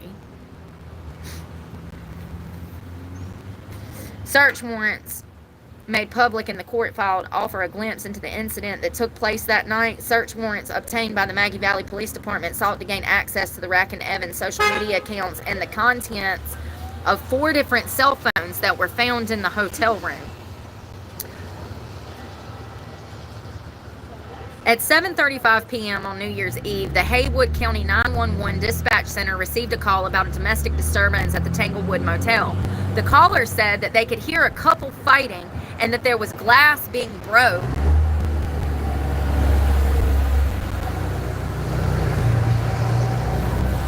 Glass being broke in room 17. The dispatchers received a second call about the fight escalating as well. Good morning. Hey, Brooke. Hope you're doing well. Kaylee. Good morning, y'all. Bonnie. Hey. Oh, damn.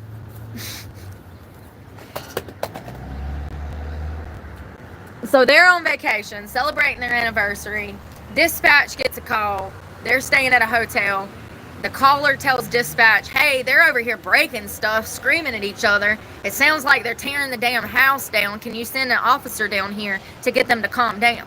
Well, before the officer even gets there, someone else calls and says, hey, it's amping up. I think they're killing each other over there. Maggie Valley police officers Mark Peterson and Shanna Bellows were the first to arrive on the scene. When they knocked on the door, Rankin Evans answered, and this was the female, Rhonda. Rhonda answered the door, and she says, quote, I have killed him, while placing her arms behind her back. Rhonda, whatever happened to, you have the right to remain silent? Like, just because it looks like you killed him, you don't have to admit to it. And matter of fact, you're better off if you just keep your damn mouth shut. God. I killed him. It's like Karen Reed when she thought she hit John O'Keefe and she's like, I hit him. Did I hit him? Did I hit him? I hit him, didn't I? Girl. But that was different. She found her boyfriend, the love of her life, dead in the snow.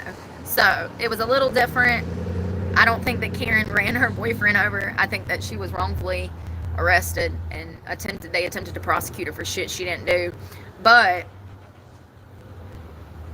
keep your mouth shut. I don't care if you're standing there with a kitchen knife over a dead body. Shut up. You didn't do it. I didn't do it.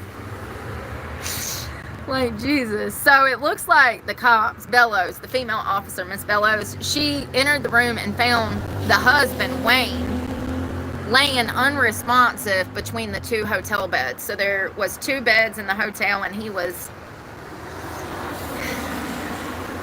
dead as a doornail, laying right there.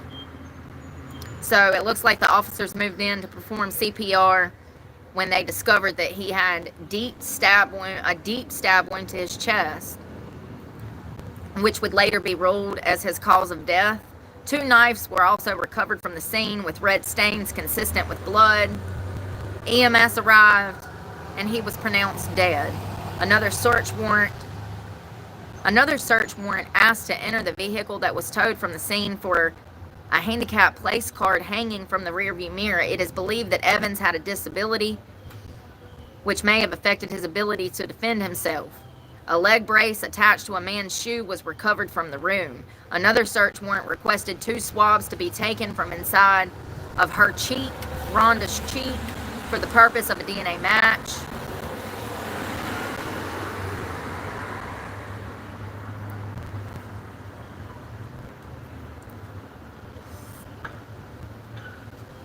So at her arraignment, her first court appearance was March 13th. She was charged with an additional indictment, a notice of murder, which had been issued by a grand jury. The degree of murder charge, first versus second degree murder, is still unspecified.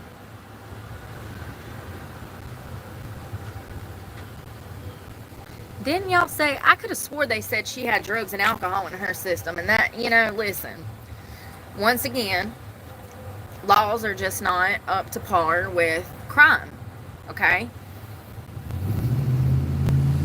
That's a mitigating circumstance to me, and I'm not saying, I understand that consumption is like a choice.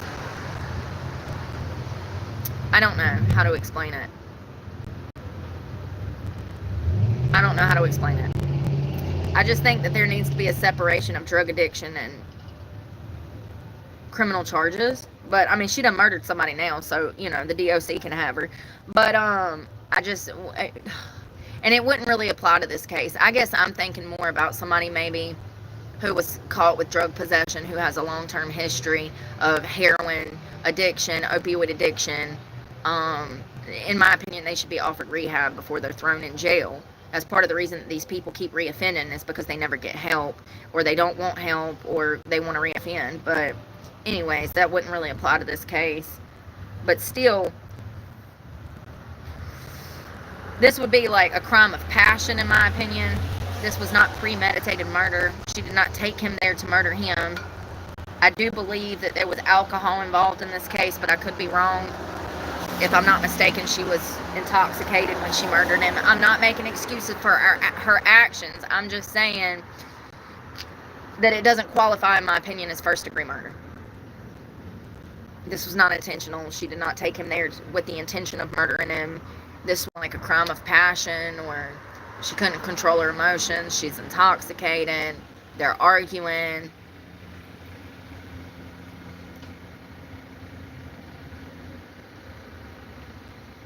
Because of the degree of murder charge hasn't yet been determined by investigators, Rhonda was appointed a public capital defense attorney. It should later be deemed a first-degree murder charge. Getting a capital defense attorney doesn't mean it will become a death penalty case, even if it's ruled out first degree. But it's precautionary by the court to avoid having to appoint a different attorney at a later time. Hold on one second.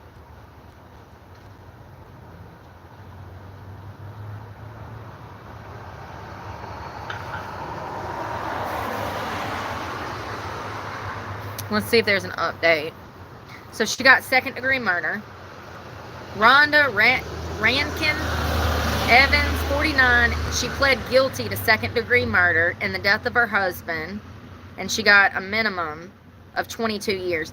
That's the same charge that the man that killed little Rhonda at 14 years old, that's the same amount of time he got for murdering and raping a child.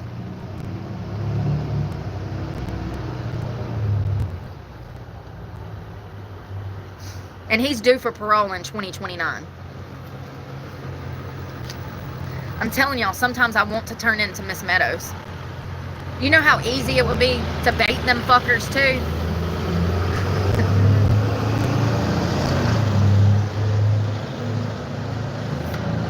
Set up a little online profile.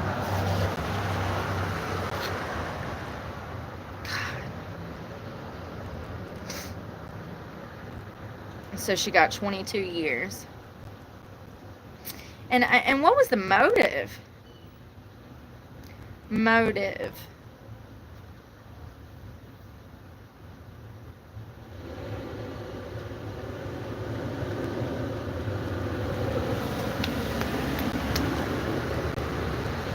Oh, Suki! She did take him there to murder him. Stop playing. Y'all, stop playing. Listen to this shit. Weapon. So the weapon that she used to kill him, the weapon in the Maggie Motel murder was bought hours before he was stabbed to death at a local gift shop. It still doesn't prove that she took him there to murder him, but... Girl, what you doing on your anniversary trip buying knives at the gift shop?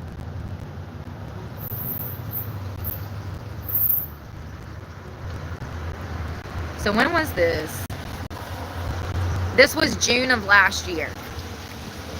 A New Year's Eve killing in Maggie Valley that began as a wedding anniversary trip played out its closing chapter in court on Monday as the woman responsible for her husband's death pled guilty.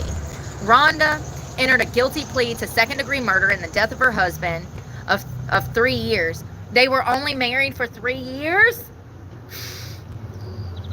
Rhonda, you an evil witch. And he had a disability? Oh, God, you gonna burn in hell, girl. You gonna burn in hell.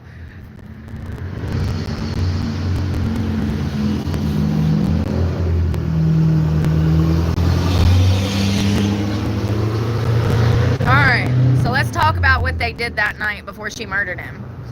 The plea and sentencing process aired out the details of the night of the murder that included a visit to Harrah's Casino, arguments, and a knife purchase at the gift shop before the couple retired to their motel where the deadly stabbing took place. She's lucky she didn't get first degree.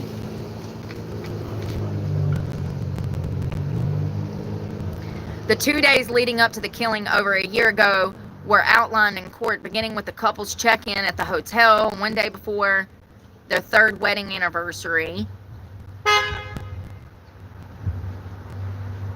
The Tanglewood motel staff stated that the couple had given them a strange vibe during the check-in, with Rhonda being aggressive throughout the process. The following day, the couple visited the Harrah's Cherokee Casino Resort. I've been over there so much. Cherokee. Love that place. And the two could be seen arguing on surveillance cameras at the casino. After leaving the casino, the couple stopped at Tube World in Maggie Valley, but neither one of them even got out of the car. So they're just sitting there arguing. The next stop was the Maggie gift shop, and Rhonda went into the store by herself and bought 2 knives. The couple then returned to their motel room where they went to go argue some more. And this is why I'm single, because I ain't got time for that at all. I said what I said. Nope, I ain't doing it. And that's when the neighboring people in the hotel heard them fighting and breaking stuff, and that's when they called the cops.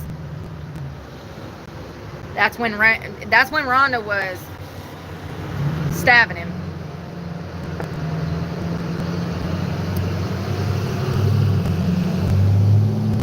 I mean, at least she was an honest criminal. As soon as the damn cops got to the door, Rhonda said, this is what she did, y'all. Quote, "It's me. I killed him. I killed my husband." I mean, that makes for a damn easy investigation, let me tell you. Like, damn easy, you damn dummy. She sounds like she needs to be behind bars. It sounds, the more I'm reading now that she was sentenced, it sounds like she premeditated this shit. I think Rhonda got a damn good deal, and I think Rhonda should maybe be eligible for the death penalty. What an evil witch. Your husband of 3 years? You're on your anniversary trip, and you think now's a good time to kill him? You can't wait till you get him back home?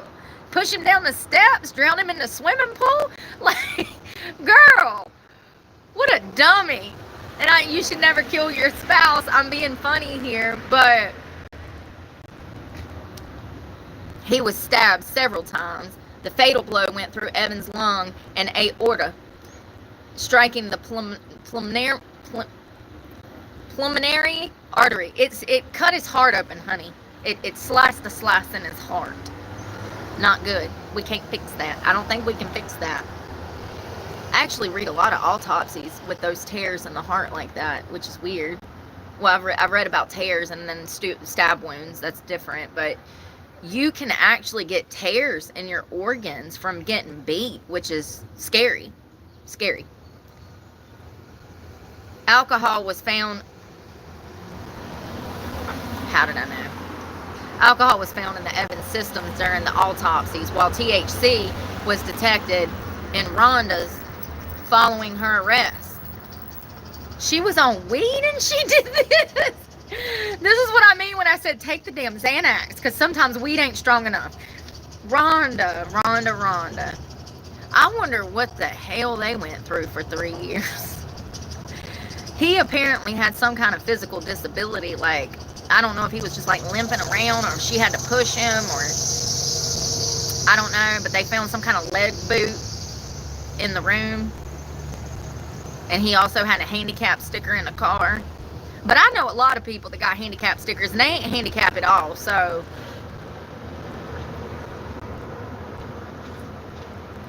Blood was found throughout the motel. Lab results excluded Rhonda. It was all her husband's blood. A purse in the room contained both the knives purchased earlier in the day, but one of them was covered in blood. Rhonda.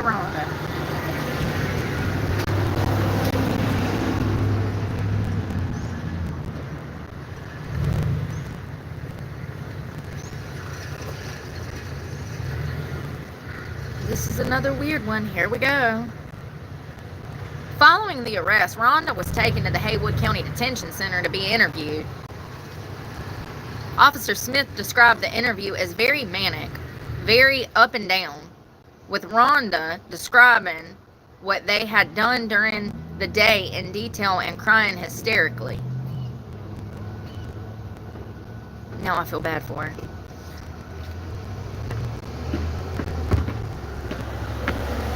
She sounds like she's got PTSD, y'all.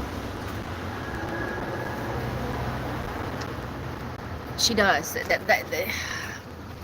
She sounds like she's got PTSD. I wonder what the fuck he did to her. Rhonda's defense attorney, Tody Dalton, detailed the murderer's rough adolescence that led to numerous mental health issues, including PTSD, bipolar disorder, borderline personality disorder, and cannabis use. Her mental health had also led to multiple involuntary commitments throughout Rhonda's life. And he was a little over 10 years older than her too, which is not a bad thing. But in today's society, for me, when I'm profiling these type of people, it's a red flag. I'm seeing a lot of younger women marrying older men out of desperation for stability, and then they get into a situation that's abusive. That's very common. I'm just wondering, yes, the adolescent included a history of abuse and mental health problems leading to adulthood, where Rhonda found herself in numerous abusive relationships. She had also been prescribed antipsychotic medication, but was not taking them at the time of the murder. She recalls 4 stab wounds, and there were multiple stab wounds. This tells me that she was likely in a dissociative state. And this is why you don't mess with people that have PTSD. It sounds like she went into an episode. I don't know what he did, but this is why it can be dangerous to date people that have CPTSD and PTSD. And this is why I stay away from people. This is exactly what I be telling y'all about. It sounds like she went through a PTSD episode to me. I don't know what happened in that hotel room. The fact that she had no alcohol in her system tells me that she was not drunk. He was the one with alcohol in his system. Very interesting. I wonder who the aggressor could have been while she was sitting there smoking weed. I wonder, there's more to this story for sure. There's a reason that she got second-degree murder, even though she purchased that knife the night of the murder. Sometimes, not all prosecutors are bad. Some of them understand mitigating circumstances, and they work with perpetrators, the perpetrators of a crime. They understand those mitigating circumstances. And in my opinion, we need more prosecutors like that have common sense, that understand basic psychology, that understand that mental health and drug addiction play a huge part in crime. Every case is different. It sounds like Rhonda had a lot of mental problems. It says here that she had a very tumultuous childhood and adolescence, and also bounced around from bad relationship to bad relationship. It's very similar to my story. It's sad. It's very sad. And most of these victims, because she killed somebody, let's be clear, she murdered her husband, so she's a perpetrator and a victim. Most of these victims, though, like Rhonda, they are not aware of why or how their mental health plays a part in their behavior. Does that make any sense? They're not aware. The mania that she seemed to be going through, I'm sure she didn't understand why she was going through mania. Do you see what I'm saying? I'm sure that she did not know how to function with those mental health problems. I mean, clearly she killed her husband, so something happened.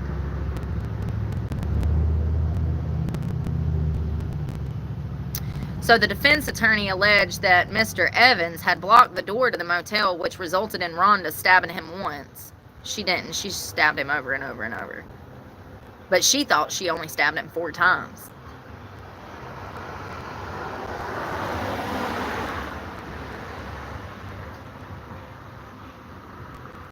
So they're trying to say she feared for her life. I think that 2 things can be true at once. I think that she absolutely probably was in a horrible situation. But, do y'all hear that fucking music? How loud do you need it? They never play music down here. Never. Maybe next door at the coffee shop. But then I usually come around the corner. Do you see what I go to? They're only doing that because I'm here. I've never in 25 years have I ever heard music coming from any of those shops down there. Not once in 25 years. And it must have been a car. I thought it was one of the shops. Those shops don't play music. Not unless they recognize me from YouTube and then try to fuck with my income. You know how sad that is? I've had people do that. Listen, it's all recorded. I've had business owners that own businesses turn on music because they recognize me and they're mad about the fact that I have a YouTube channel. So they try to get my video taken down by playing music. And I'm in there spending money. Never go back after that. That shows me that I'm dealing with a child. And I don't want to be spending my money around children. You know?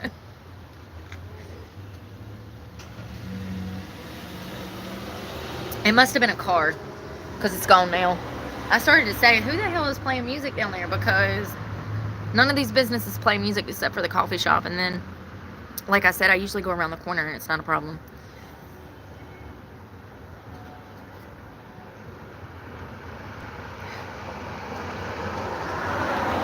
I mean, if you're going to play music, at least play something that's worth a damn. Every time we're out here, I never hear anybody listening to good music. They listen to shit. Everybody listens to shit.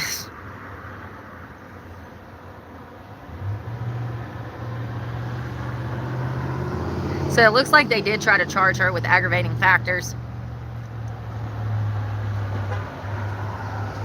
Because he was disabled, blah, blah, blah, blah. Yes, and let me tell you something. The more disabled he was, the more psychologically abusive he was.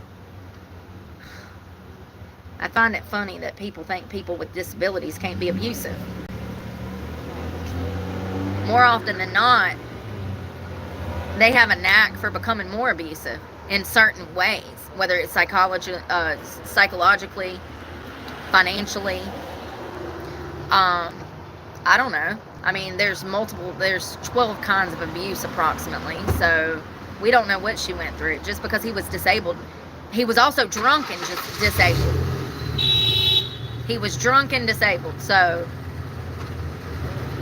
I don't think he was very disabled if he was getting drunk, is what I'm saying. You know what I mean?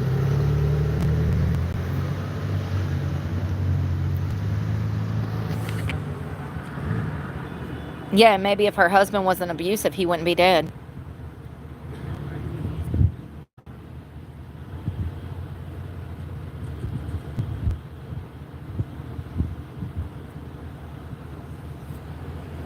Yeah, it sounds like PTSD.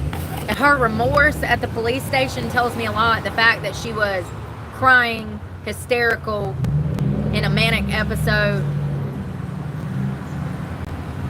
It sounds like she felt tremendous empathy, remorse.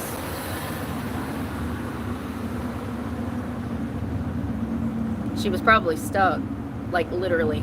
People don't understand unless they've been there. It's a prison. You're literally caged.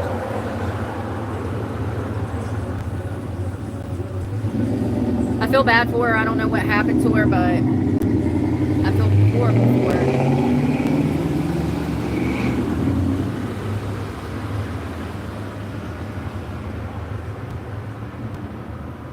So she got 261 months. I don't know. It sounds like there's more to it.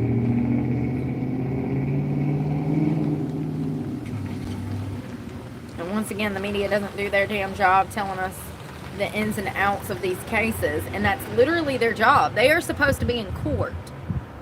We should have more journalists in court than we have anywhere else. When's the last time you've seen a journalist in court? It's been 10 years for me. I'd say 2009. So over 10 years. Your job as a journalist is to get all information. Like, the only way you can get that is if you go to open court. I don't even see them in there anymore. I used to see them all the time when I was younger. You'd see them with the camera stands. I don't know. It's weird. It's frustrating when I want to know stuff.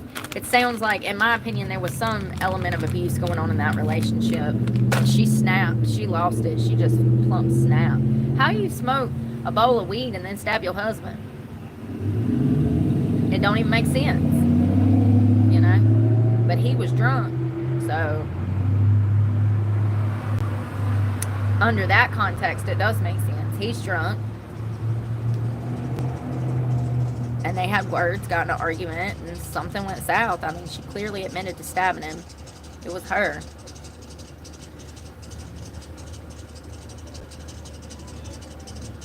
Oh, thank you.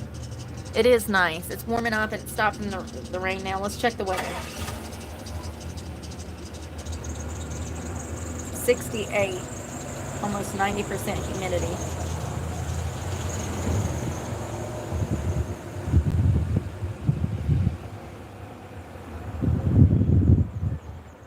Oh, God.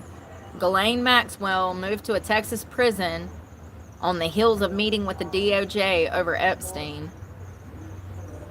I'm so disappointed. Ghislaine Maxwell. Let's see here. The latest news. Let's see. Ghislaine.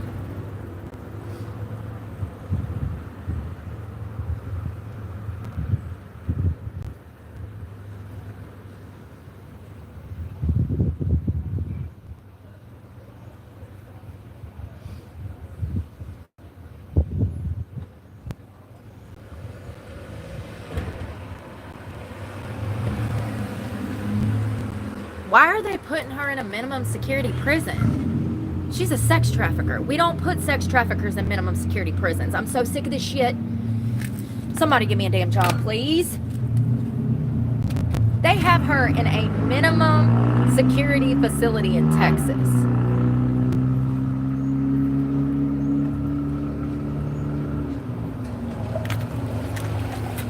Well, when her ass is missing or dead, I don't want to hear it. I don't want to hear it. By law, by policy and procedure, she's not even allowed to be in that facility in Texas. Because of her status, her inmate status, because of her crimes, policy and procedure and law, she's not even supposed to be in that camp. She's supposed to be in a maximum security prison.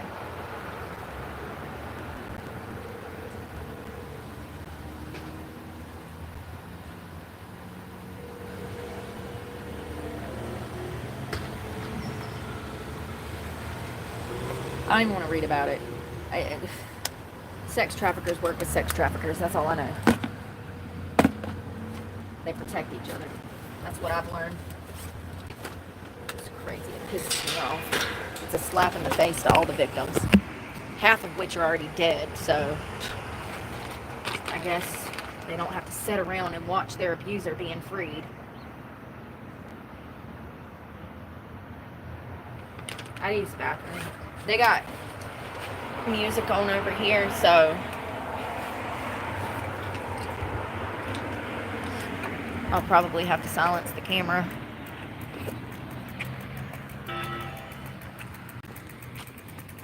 One minute there's music on, the next minute there's not. I never know what's going on.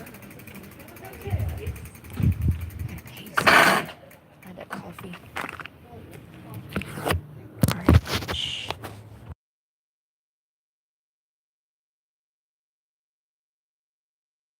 I wouldn't know, Nate. Your mama was out last night.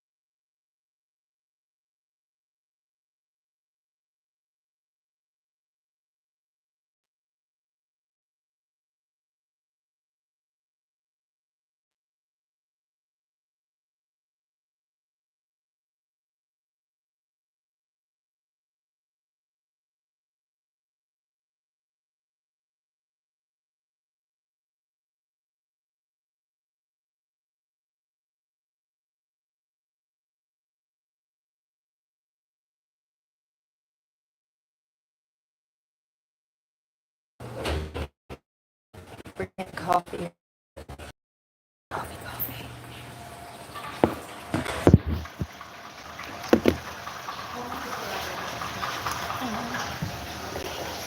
Look, they got free herbs and spices.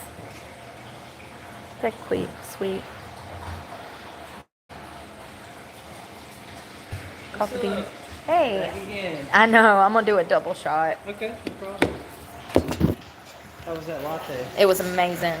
I do like the taste of coffee. And when I was drinking, I was like, he's right. It's better without the flavor. Right. Mr. Duffio? Yes. Nice. 284.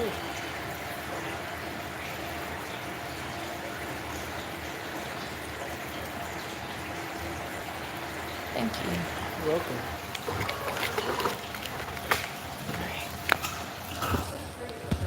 Yeah, I love this place. Oh, you always have this coffee. And are those bubble earrings?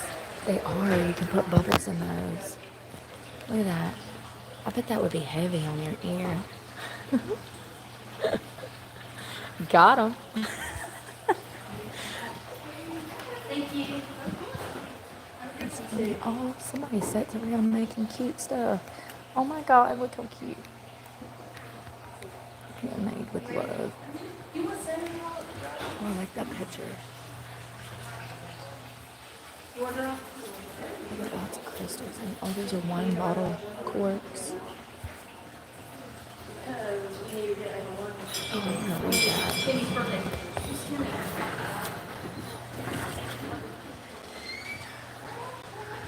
Mad Bean Sprouts New Digs.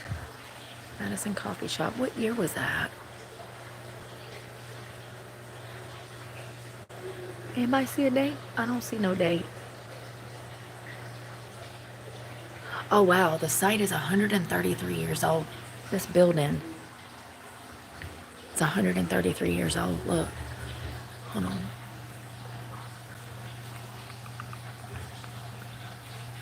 Fresh coffee. The site that is 133 years old and still features wooden shelvings and maintain the front counter that brings you back to the early 1900s. Oh, thank you. No worries, thank you. Ain't that cool? So I was wrong. I said the 1900s, but like, or I said the 1800s. What did I say? I think I said 1899. That was my guess. Huh. 133 years, huh? It's a long darn time. Oh, it was a grocery store. It was a thriving business under the direction of Jake Moore. 1970. It was a grocery store then, I guess. God, look at the old streets. Old Main Street. You see the stone? Is that even concrete? Oh, no, that was concrete. I see the white lines. Well, it wasn't, because they had horses. So, oh, look, that's when it was the old trading post. Ain't that cool? I know, JM. It is. I don't know why it won't let me show that. Alright, let's go have some fun. Yeah, so I guess the front counter used to be right there. I think it's adorable. I love it here. They already got Christmas. You shitting me. They already putting Christmas shit out. What month is it? We were just talking about this last week. I said they're already about to start decorating. Well, I guess, they'll probably use that for October, those little trees, and then turn around and use it for Christmas. I'm trying to show your message, JM, and it won't let me.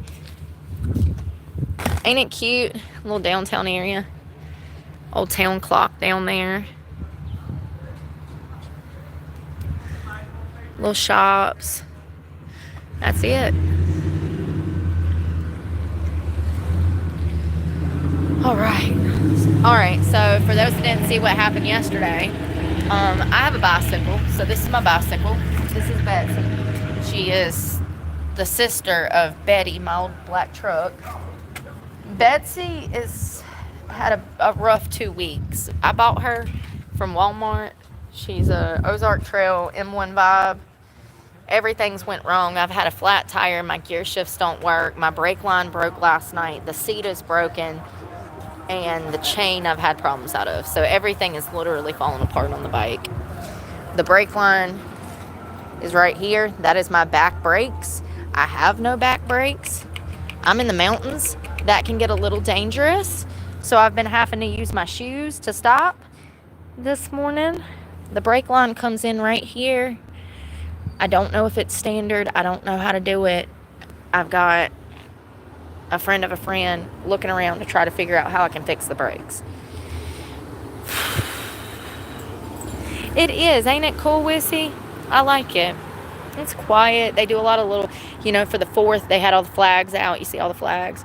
They'll come through Halloween. They'll probably put something. Well, it might be Thanksgiving, or they'll put something up for fall probably, and then for Christmas. I think it's cute. My hometown does that. I grew up in Graham, North Carolina. It looks just like this. Seriously, it's like very similar. And Graham's a little bit bigger now, but it wasn't when I was coming up. It was small like this. So they'll have the Christmas lights on the post and stuff. It's a small town, but it just feels like home. I've been here for a long time. So this is home now. I left Alamance County when I was 16. Never looked back. Oh, I did. I actually went back for about 3 years when I had my daughter, and then I left again. And I haven't been back since. Not after what they did to me. I get scared to even drive through there.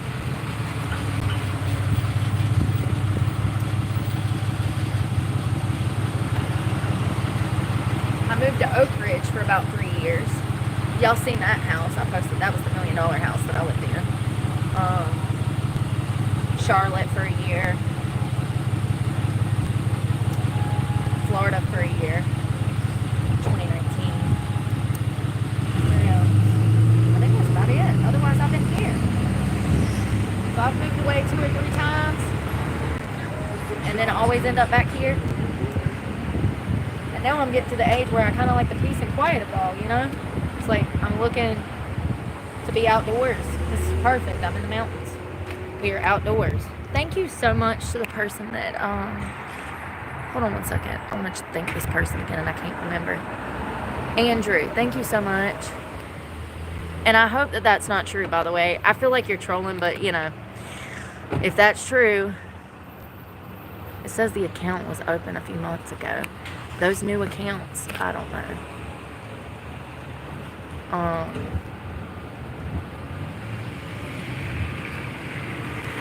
I'm sorry to hear that if that's true. Y'all, ain't it sad that I can't even get to know my followers like I want to? There's always just I can't be sure if people are being for real or if it's a troll. Some of y'all might not know what I'm talking about. I've had a lot of people come here and try to ruin my channel by saying things like that. They'll say, oh, I found out I had cancer today. God bless you, Brooke. And they're trying to use it as a conversation point for me to woo or give them pity. And then when I lack that, they say, oh, look, see, she's a horrible person. But they were trolling me. So it's not somebody that actually got cancer. They're just trying to make me look bad. Does that make any sense? I know that sounds crazy and childish and psychologically immature, but I can't understand why people behave that way. I can't tell you. I just know that a lot of people behave that way. So I'm going to take this. I'm going to throw this away. Hey, double shot today. Thank you, Guy. Cheers. Here's to you, Guy. Here's to you. Happy Saturday. I hope you filthy animals are feeling fabulous this morning. What y'all do last night? I went to bed. What you talking about, Willis? I passed out at 9 o'clock. The rain came. The rain went. The rain came again and went. And I was going to get up this morning to train about 6:37, like I told y'all last night. But when I got up, it was still raining. So I didn't want to come out yet because I washed my shoes in my book bag last night. And I didn't want to get them wet. So about 9 o'clock when I went live. My phone's doing something weird. About 9 o'clock when I went live, it said it was going to stop raining. It just stopped raining. It's been raining on and off all morning. I hope it doesn't, I hope it doesn't do it anymore today because I'm trying to work out. I had to wipe that park bench off. I did. I had to go back in the coffee shop. You see how half of it's wet and half of it's not? I had to go in the coffee shop today and get napkins to come out here to wipe that down. You know? Brooke, good morning. We having coffee. You know, it's so weird. Somebody is playing music up there. Never heard music on there up there ever. No, it's 20-something years. So weird. Good morning, Brooke. Carl, cheers. We're doing shots. Shots. That boy fought in a war in a past life. He makes coffee. Woo, like somebody's great-grandfather that fought in Vietnam, honey. Jesus Christ, that shit's strong as hell. What a loser. Some guy going by looking at me, trying to get a reaction. I mean, they literally have nothing to do. It's crazy. If I had $1 for every damn person that comes out here trying to fuck with me on live, I'd be a millionaire. Look at that dumb shit. Alright, let's go. Let's see how bad it's gonna be. Y'all want the camera in the front or the back? It is chilly though. That caffeine will wake me. I need glasses. I ain't got no brakes. I need glasses. I can't see. It's starting to bright and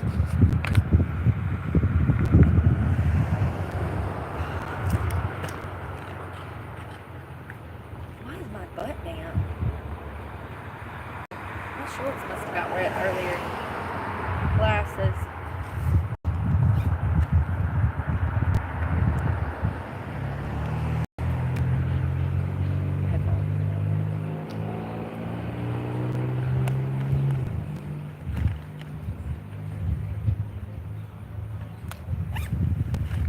I need protein. We need to go to like the grocery store or something.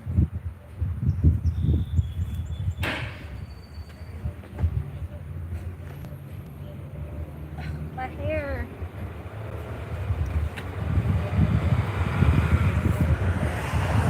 Yeah, I think it's only supposed to be like 72 today, which is not very warm at all. When you're sunburnt, you're used to the heat. It feels chilly.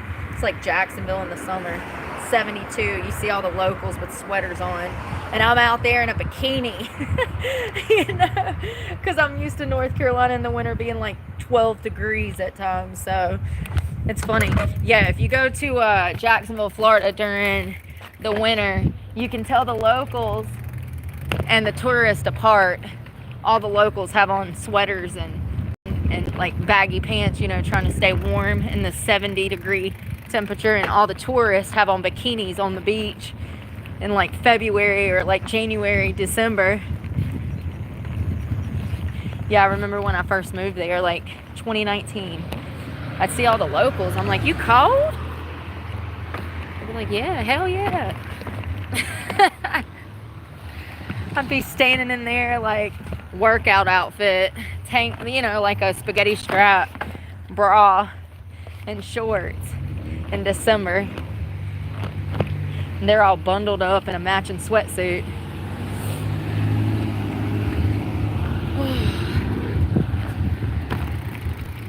Yeah, that Monica Godley case,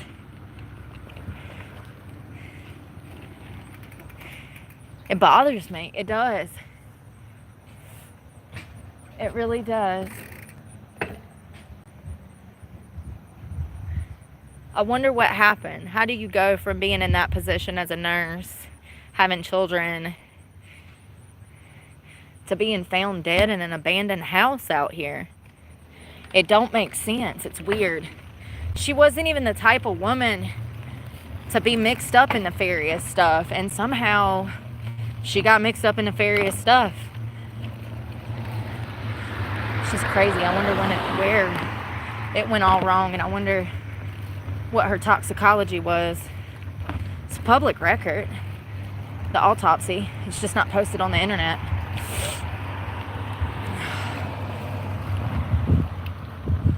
I want to know if she had drugs in her system when they found her dead. It'd make the story make more sense.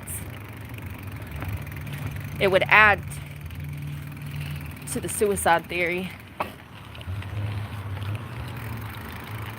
I know another girl that took her own life. Trish. She hung herself. She had Xanax and cocaine in her system. So that makes sense. She hung herself in Oak Ridge in my old house.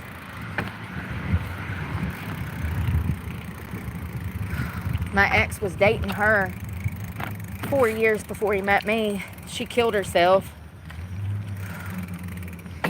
And then years later, we met. Yeah. So, that was crazy. She had kids too. And she met a fucking narcissist. And then that narcissist used her death to pull another pretty woman that he could abuse. That would be me. And it always made me question after, years after dating him. When I finally left, I always wondered if he killed her. But I do believe that he had a solid alibi. He was in Washington, D.C. when she died. Time of death. And then lividity too, like she literally hung. So, it's hard to fake that.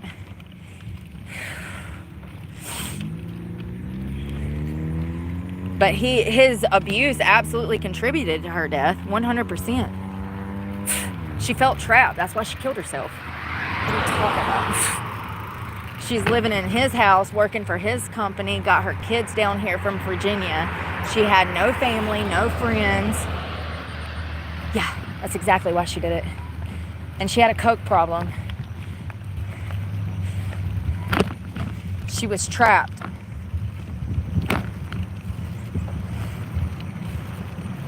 And had been trapped for like 10 years.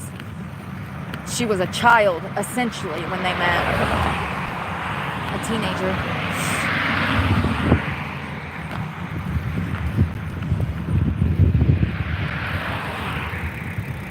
I never even met her. I can't believe I know so much about her. I guess it comes from years of digging. He'd get high on drugs, and I'd ask questions about her. That's the only time he'd talk about her. It's when he was high. For years, I was trying to figure out, after I moved in and realized that he was a psycho, then I started trying to figure out if he killed her.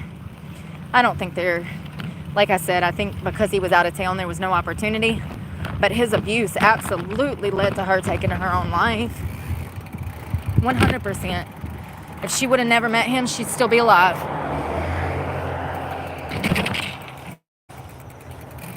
She didn't have no prior criminal record, no history of drug use when she met him. And then a decade later, that was a different story. Bless her heart, she really did not know. Just like I didn't. I met him the same way she did, in the strip club. He owned the club. He asked me to dinner. Made it seem like it was going to be this beautiful life of us just doing normal people shit.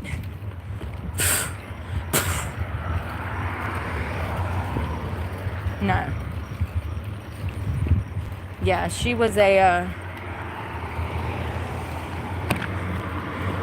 stripper like I was, and then he didn't want her stripping, so she's become a bartender like I was. Same story, same MO. I felt horrible for her kids. The state had to come and take them. It was horrible.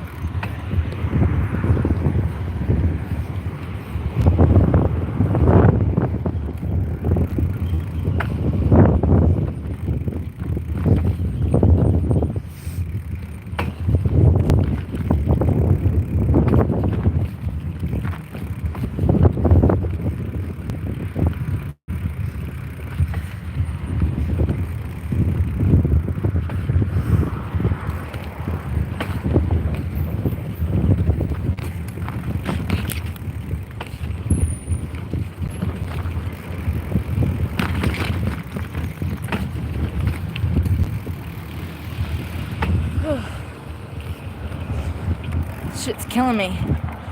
Oh.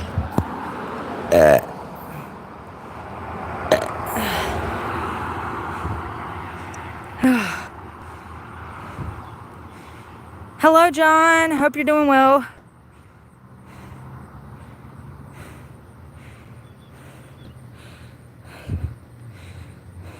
What the hell?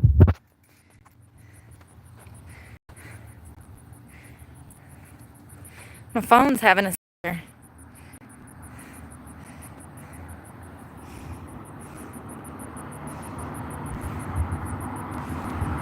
Hello. Oh, thank you, Paul. It's thicker at times than others. What was we going to do?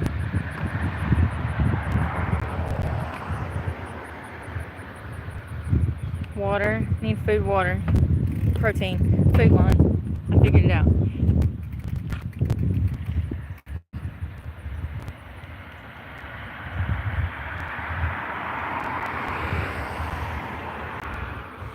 Alright, I'm gonna see if I can.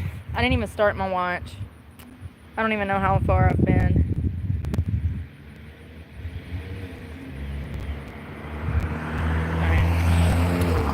Alright. Ready?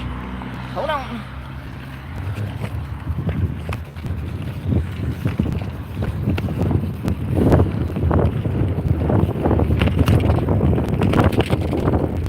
Oh, my puddle. Damn. Alright, I think I'm good. It slings water up on your butt.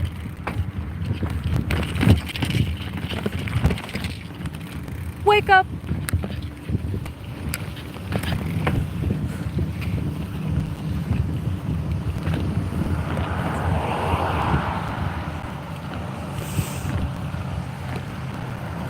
I don't think you trust in my self-righteous suicide. I cry when angels deserve to die.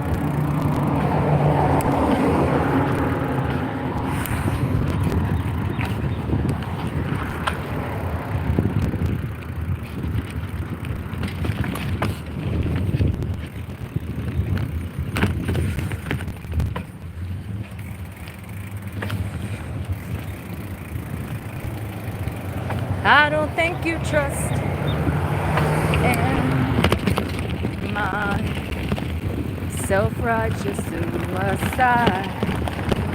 I cry.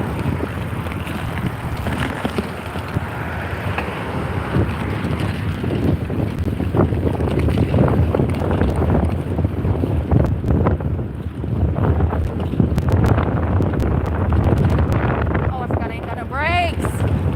Shit. I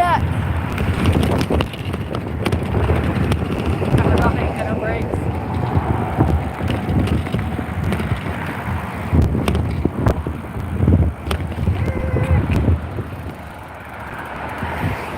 God, it feels good today.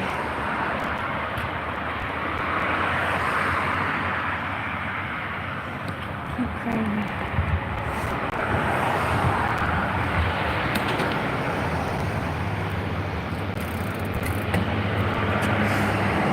Waiting on cards. Waiting on cards. Oh, welcome. Love system of a down. I'm getting hot. I'm getting really hot.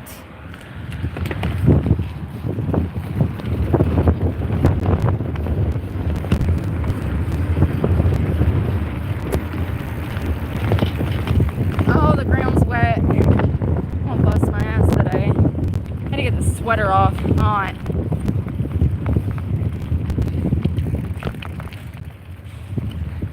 We share seems to go nowhere. Well, I toss and turn, I can't sleep at night. Once I ran to you, now I run from you. This tainted love you've given. Ugh. Oh God. I get back to you got on there. Oh, y'all have a good day. It's a married couple. They were harmless. I didn't hear what he said. What did he say? Did he say you caught some air on that one? I think that's what he said. I didn't hear it. Maybe he said, look at her go on that one. It was a man and his wife. They were smiling and laughing about me down bicycling. I need a videographer so I can get in the air. I can't get in the air with camera phones in my hand. I also need to buy a helmet. We'll get there. I was looking into last night the karate places here and stuff to see if there was any kind of adult defense places where I can take like lessons. There is. There is. Several. Give me a second. I gotta put this hoodie up. Yeah, I would definitely love to get back into mixed martial arts. I miss stuff like that. Dirt bike riding, tennis. I used to do all kinds of shit. Rock climbing.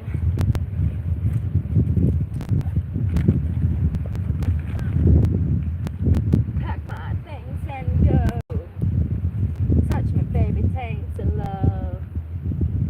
Baby, taints of love. I'm gonna do some of this. Cupcake. Dollar Tree.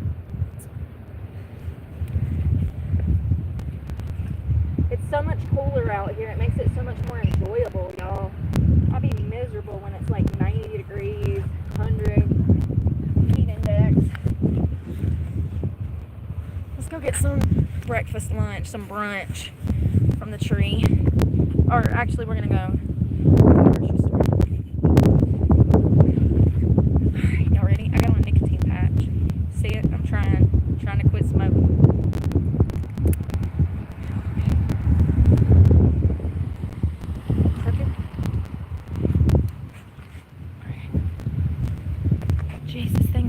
Shoulder. Ouch.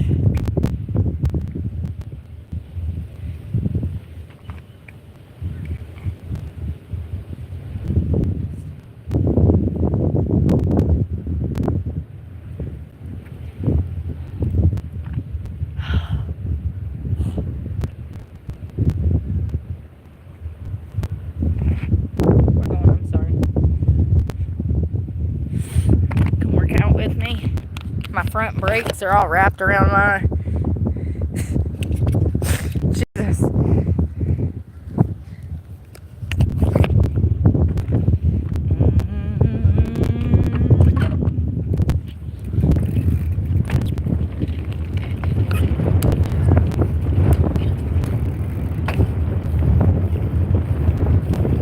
And with the early dawn moving right along, couldn't buy an eye full of sleep.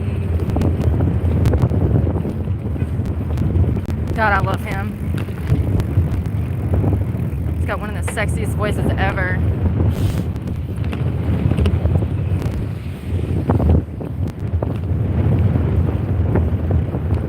Someone get me a priest.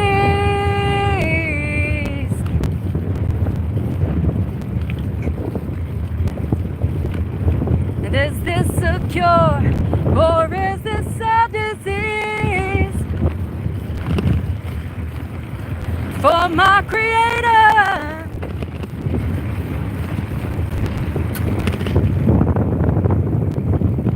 I need to learn the words and go do karaoke one night. It'd be fun. Oh! Oh, I ain't got no brakes, homie. Shit.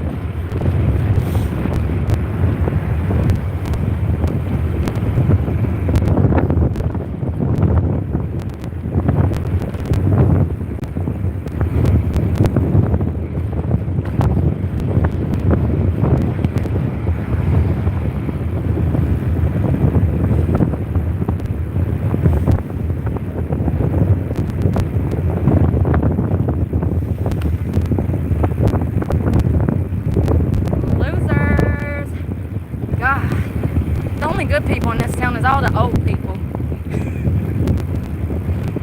Anybody under like 25 is a fucking problem around here.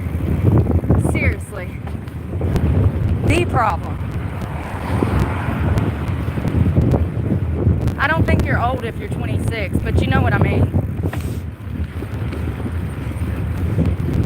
Ready to begin.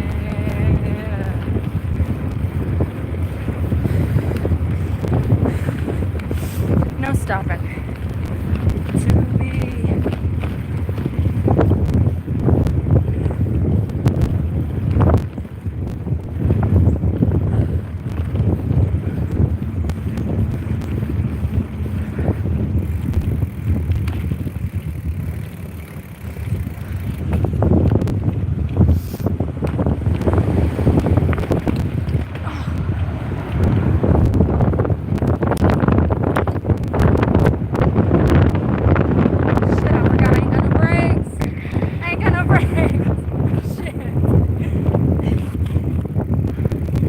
Get that fixed before I end up dead.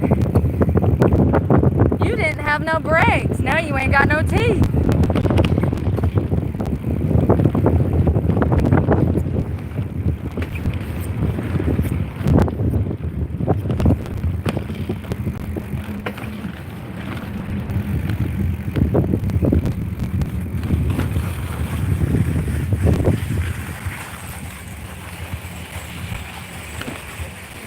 Alright, let's go get food.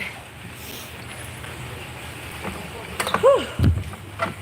How far did we go? 1.5. 1.5. My brakes. I'll twist it up around the front of my... They probably got music on in here, y'all. I love Audioslave. Them and Live. Collective Soul, that was a good one. Thank you.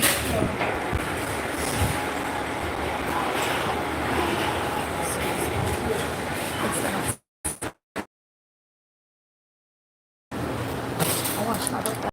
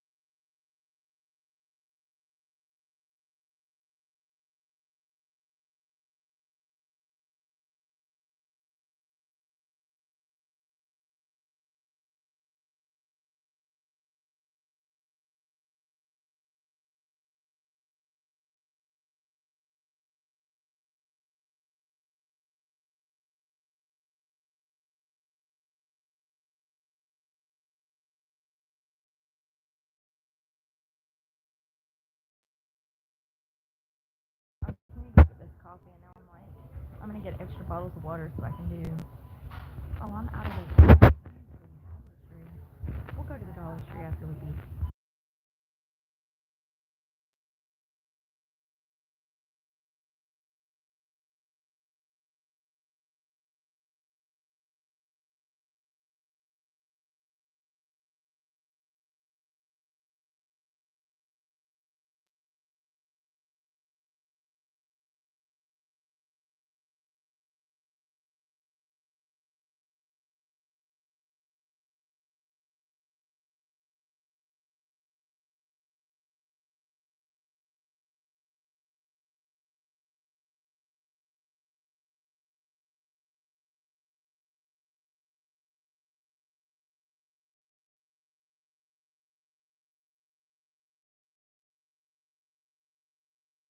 Yeah, that's what I'm scared of, is that I'm going to flip over the handlebars and lose everything. No brakes, no teeth, I know. And mine are barely in there as it is. Me too, Paul. That's what made life so much fun when we were kids. That's the best memories. I remember when I lost my skin knee, my knee skin on a treadmill that my mama told me not to play on. She said, don't go get on that treadmill. That was the first thing I did, and I got hurt. It's things like that that I remember, that it's like you live and you learn. Teachable.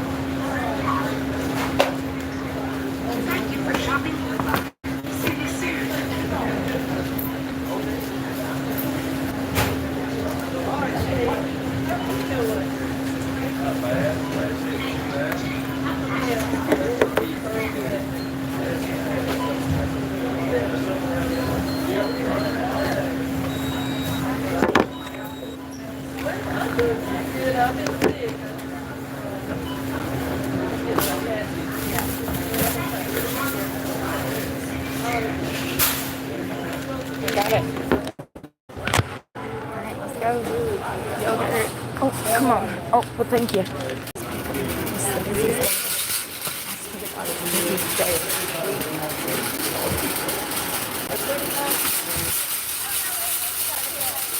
Trying to get out of everybody's way. It is extremely busy in there. You see how it's cloudy? And I'm still squinting. When you're out here in it all the time, it hurts. It's like stronger than it typically would be. It feels like it's sunny when it's not even sunny. Alright. Oh.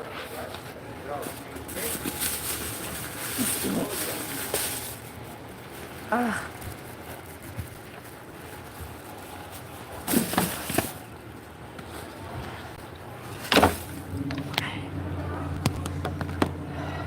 Hey, thanks, guy. Thank you, thank you. Thank you, guy. Alright, let's see what I got for you.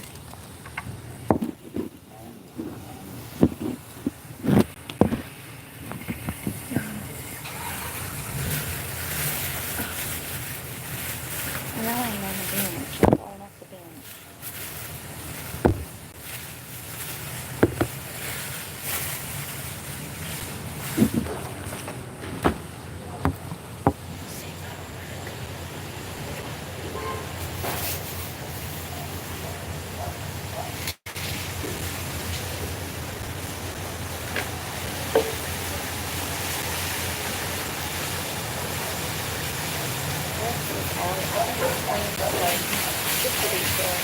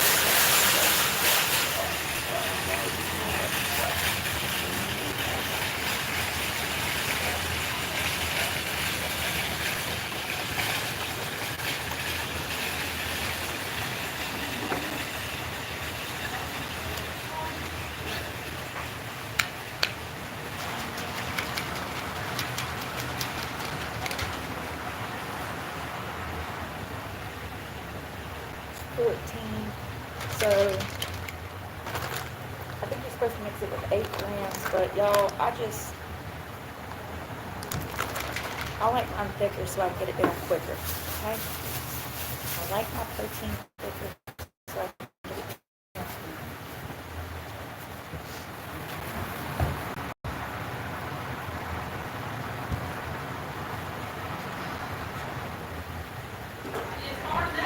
Watermelon.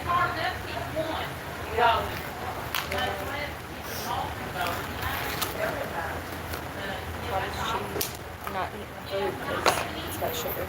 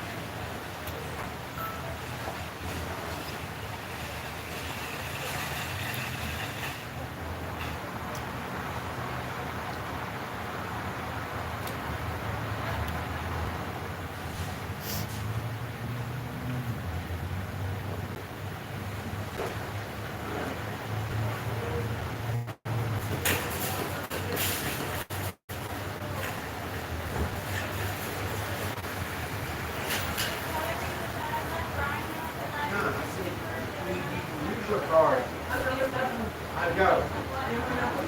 No, you did. Using yesterday. The one with the Carolina tag.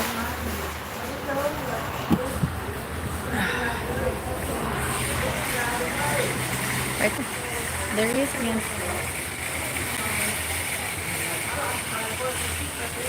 You know, I guess it'll get to the point to where I'll have to be so confrontational. Oh, is that your wife? Is that your... Shut the front door. Y'all, I should walk up and tell her about his behavior when she's not around. Let's go make sure that's him. Oh. Sure is. Sure is.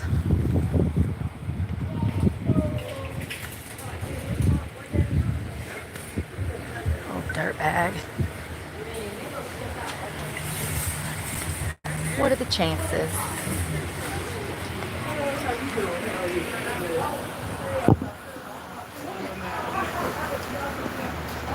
Good, what's going on today? I'm doing well. You got a call saying you're harassing people? Yeah, you got trolls. I have a YouTube channel with all my with over 80,000 followers. You got trolls. Yeah, somebody's trolling me. Okay. You doing anything? Yeah, I'm enjoying my lunch. How are you? I was having lunch myself. Listen, I didn't troll you. How about you trace that number back? Because I've been getting stalked by the same people for 2 years. I've lost my job, my home, and my truck. Yeah. Yep, I got multiple police reports filed, over 50 throughout 7 states, and nobody cares, not even the FBI cares to find out who calls you to troll you. But I can assure you that whoever trolled you is the same person that's caused me to lose everything for 2 years. Well, hey, that you lost everything. Okay. All right. Sorry about that. No, you're fine. Y'all have a great day. Be safe. Thank you.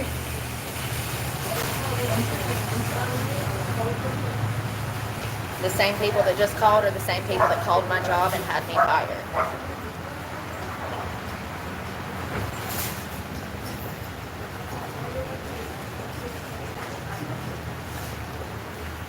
You see what I go through?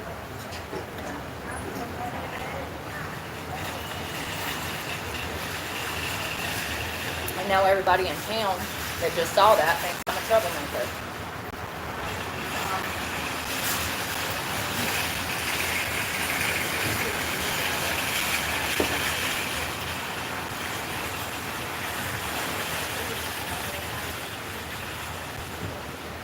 Yeah, why don't you trace that number back? I got a couple of IP addresses you can trace too.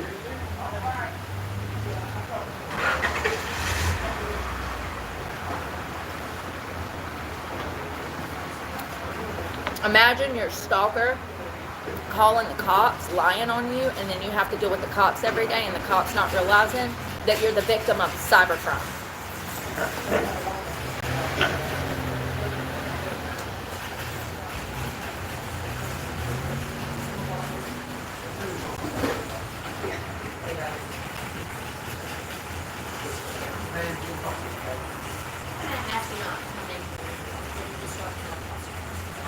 If you're out, if you were on your phone, and you're talking loud.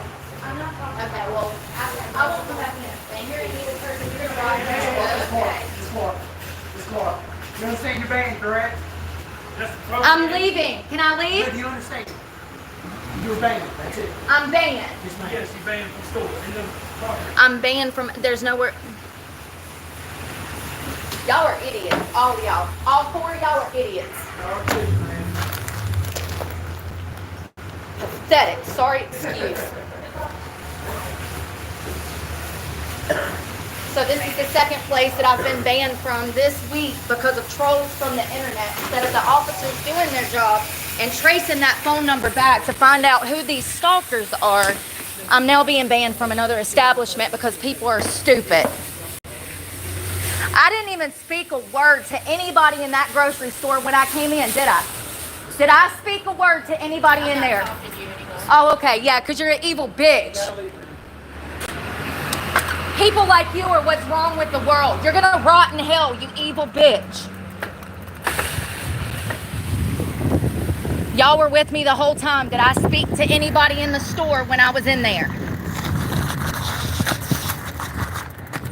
That was the only place for me to buy groceries in this town. Walmart is not an option, and now I have nowhere to eat at. Do you see how they treat homeless people?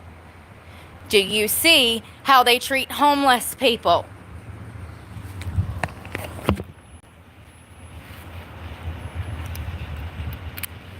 That fat, ugly cunt of a bitch. Did you see her? Why is it always the same suspects? Why is it always some fat, middle-aged white bitch out here causing problems in my life? She looks just like the bitch at that bank that fucked me over. She looks like Julie from the clerk's office that fucked up my paperwork. She looks like those 2 bitches at Planet Fitness that called the law and lied on me. Do I need to keep going? Did I even speak to anyone in that grocery store when I was in there? Roll the video back and see.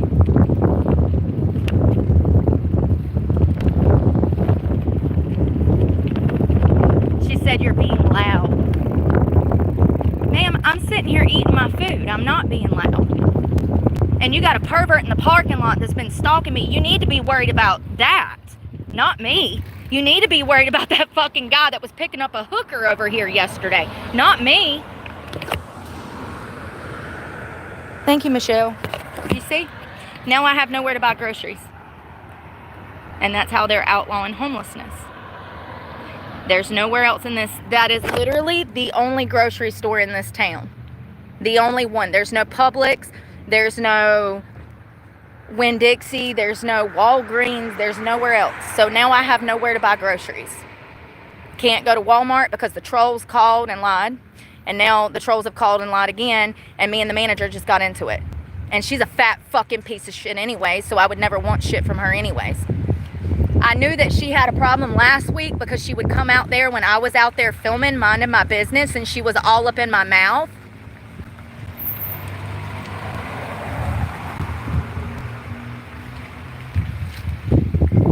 There is no way to move. I have to be here by law. I'm tied here. I've already said that 100 times and I'm sick of saying that. So the next person that says anything about moving will automatically be blocked.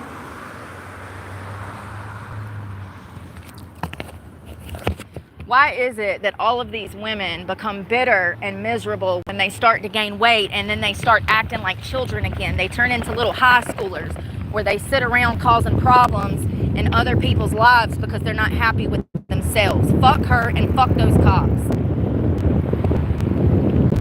Fat fucking bitch. Balding fat fucking bitch. Face looking like a cherry tomato from fucking eczema. From the shit ass diet she eats. Stupid bitch. All of them. All these bitches out here fucking with me that have homes, careers, jobs. They need to eat a dick and choke and die. Do you hear me?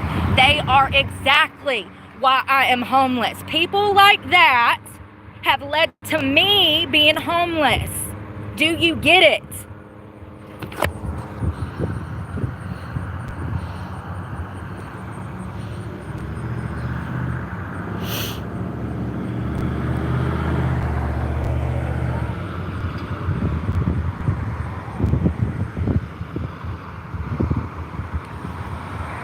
So I have nowhere to buy fruit, yogurt, nothing now.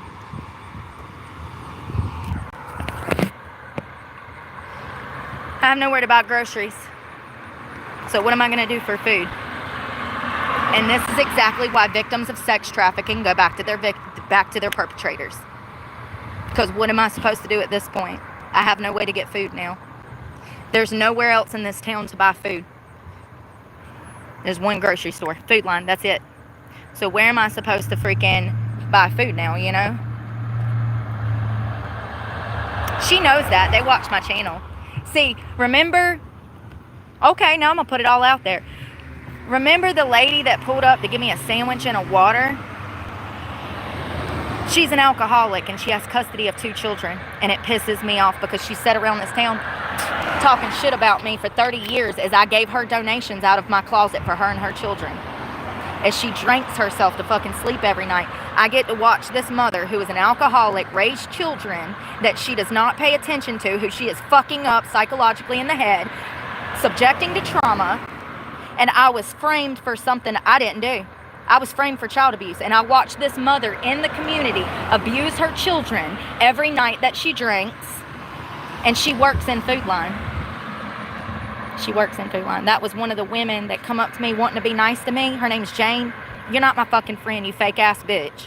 You fake ass fucking bitch, you're not my friend. You're a fake ass fucking toddler in an adult body raising children that you abuse on a daily basis, and people like that make me sick. So she works in Food Line. I find it interesting. Small town, less than 2,000 people, right at 2,000 people. And that's where that alcoholic of an abusive fucking person works. I'm sick of people claiming that I did shit that I didn't do when I sit out here and watch these fuckers abuse their children and drink and do drugs. And that's exactly why I stopped being friends with her. Many years ago. It's just weird. You know, these small towns, these people, they're trying to keep their secrets quiet. You know, I just find it interesting. Oh Yeah, they're fake. They're fake Christians around here. They all get dressed up on Sunday, go to church, and then by Monday morning, they're banning people from food lines so that they don't have access to food because they're homeless. You know what I mean? They're fake Christians around here. Absolutely fake as hell. Did you see that ugly bitch? And that's how God makes people's outsides match their insides. I hadn't bothered anybody. She said that I was talking too loud. Roll the camera back. Was I talking too loud? No, I wasn't. Some people literally, what did I say? My mere existence. Let me explain something to you. When I walk into these places, everybody stops and looks at me. It doesn't matter if I go in Hardee's or Food Line or where. The whole room stops. I can walk into that Advanced Auto and the whole room will stop. You don't understand. That bitch has been eyeing me for 3 weeks since I got on the street. Every time I go out there to film, that fucking fat ass manager was in my fucking face. Checkmate, bitch.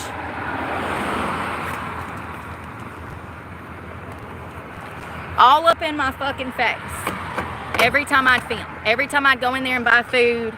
And I could tell that some of the workers at cash... Look, there he goes again. Stay away from me. You've been put on notice. Stay away from me. If I see you again, you'll be arrested. Fucking freak. You see what I'm dealing with? Do you see what how did he just leave? He just pulled out of that parking lot. Then how is he coming up this road? Circling the block to start shit. Circling the block to start shit.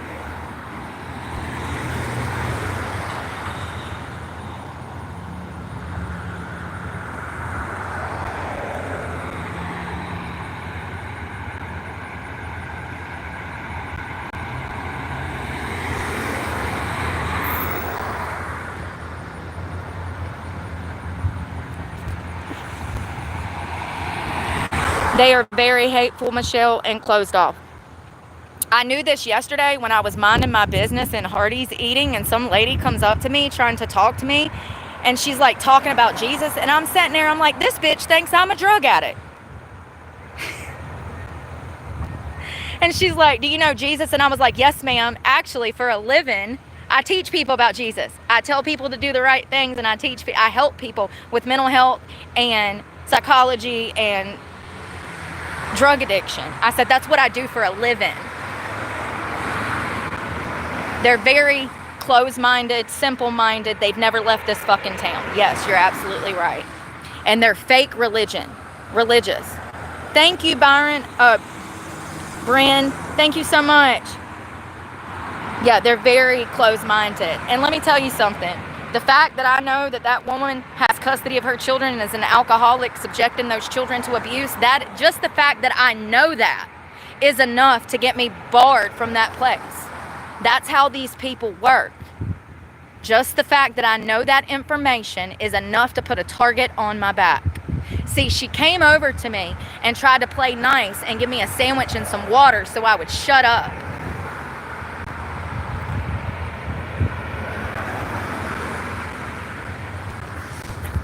People gonna learn real quick. You want me to shut up?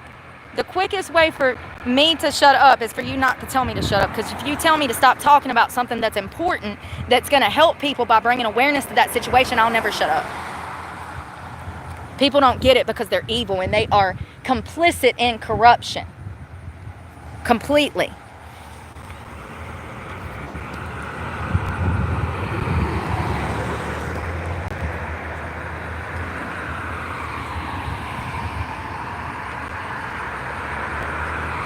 I didn't say a motherfucking thing to anybody in that store. And matter of fact, when I came out, there was a little old lady sitting in front of me. And so I purposely didn't say anything. And then that motherfucking stalker went to go take a picture of his car just to have it on camera because I have to protect myself because he'll be back in my face before the afternoon. How much you want to bet? How much do you want to bet? I put $1,000 on it before the afternoon. That fucker will be in an empty car by himself in my face again. So I need to keep a record. So when they find his dead body in the street, I have enough evidence to protect myself. I got him on camera a day before yesterday picking up what appeared to be a prostitute. I guess he thinks that every girl that rides around this town on a bicycle or is that's walking is that, you know? I don't know, but he won't leave me alone. Nasty ass.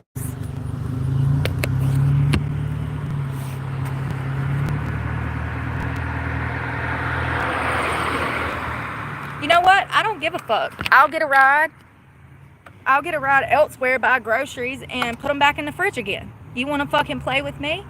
Okay. And now I can spit names. Since I ain't never got to go back in there, I can release names of people that work there that I know abuse their children and drink and do drugs on a daily basis then. How about that? Since you want to play games, I'll leave a nice review letting everybody know on Google how y'all treat homeless people. Because you're fat and nasty and you're sad and pathetic. Oh, wretched ass bitch. Looking like goddamn Humpty Dumpty. I didn't say nothing to nobody. They fucking haters because they hate themselves. How many times do I have to go through this for y'all to open your eyes? I am not the problem. People have a problem with my mere fucking existence because I'm goddamn amazing. Get in the wagon or get out of my way.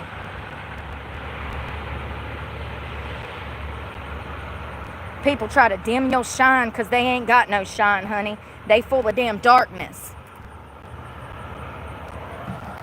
Evil ass, fat ass, ugly ass, old ass, miserable ass, bitter ass bitch.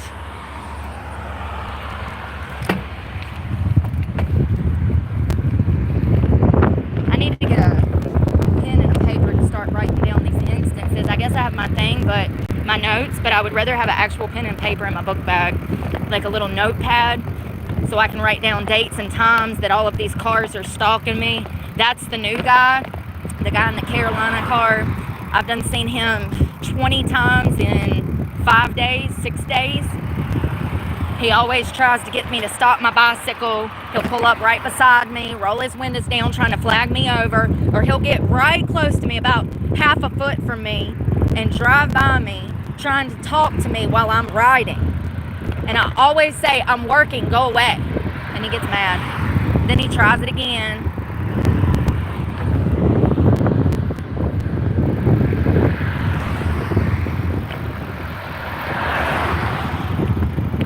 Come on, it's 35, Karen.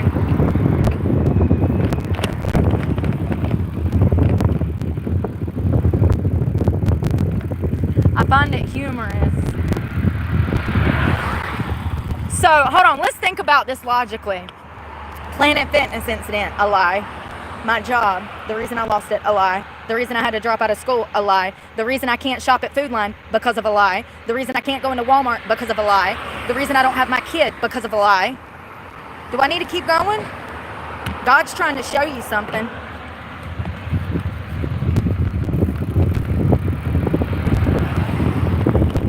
Fuck that miserable fat fucking bitch.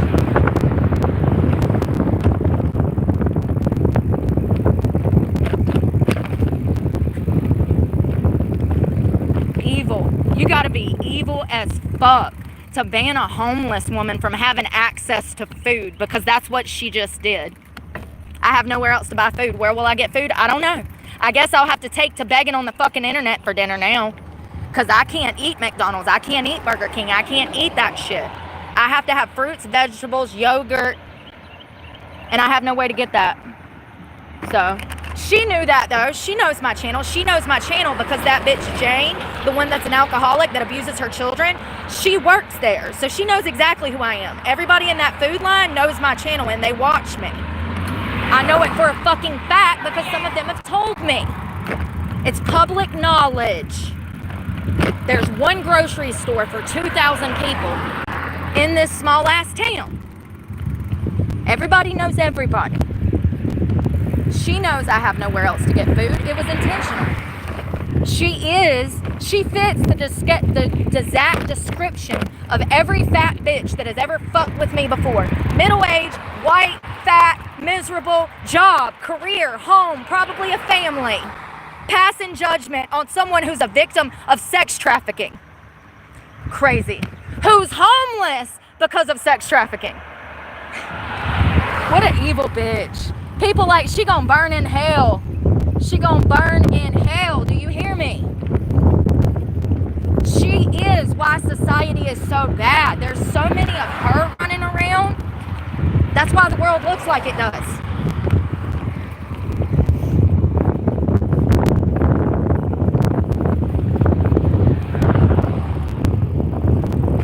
And they keep multiplying. They are cloning bitches like her. We are fucked.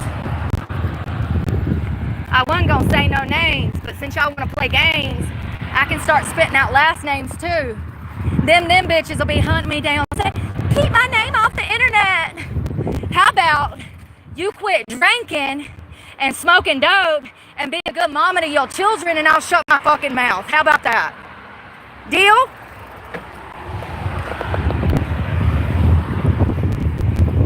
You talking to somebody that was sober with her daughter, who was framed for child abuse when she was innocent, and you want me to sit here and shut my mouth when I see a child actually being abused?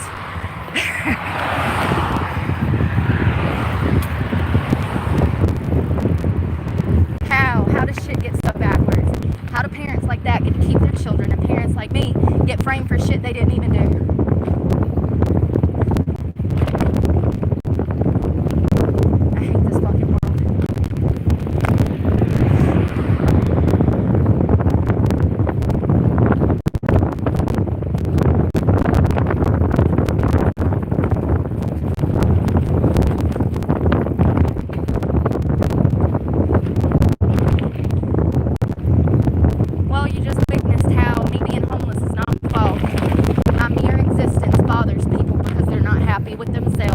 That's why I'm homeless. You think that's bad? You should have seen me trying to get a job from bitches like her. Their faces switch the moment they see me. They go from the moment the higher end managers saw me, the smile disappeared. It's crazy. Absolutely crazy.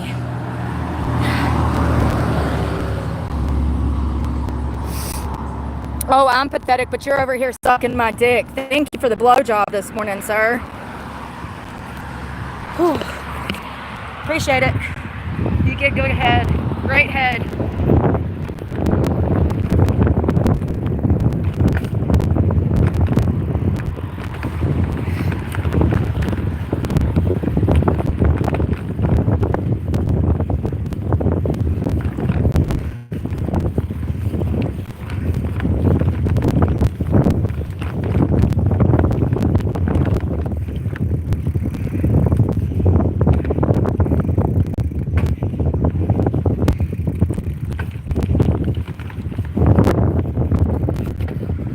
Yeah, they don't believe in freedom of speech in this town. We've already learned that really quick.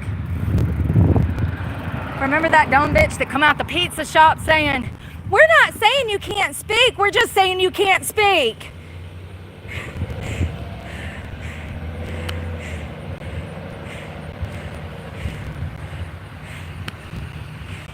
And I want my followers that are smart to pay attention to the comment section, because the dumb people that do not realize that I have the First Amendment right to open my motherfucking mouth in any goddamn context that I motherfucking want to. This is how our right to speech is on the fucking line. I've already called it twice today, and then the pizza shop. We're not saying you can't talk, we're just saying please don't talk. Bitch, that's your problem. See, that's why you're stupid, and that's why you're complicit in corruption. Evil ass motherfuckers. Anybody that says that you do not have the right to speak is evil and ignorant. Stay away from people like that. They operate on feelings instead of facts.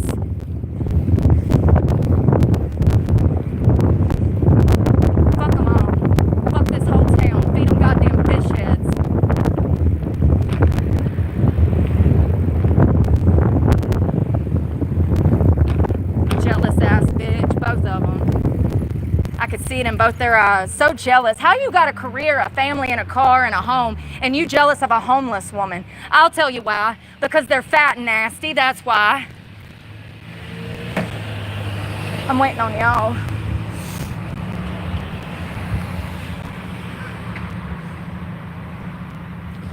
Alright, he's an idiot.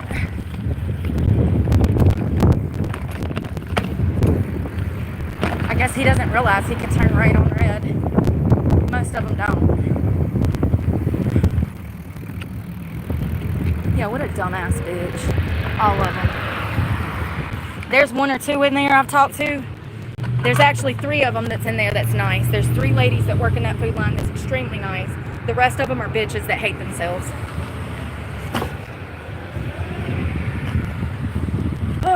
Oh well.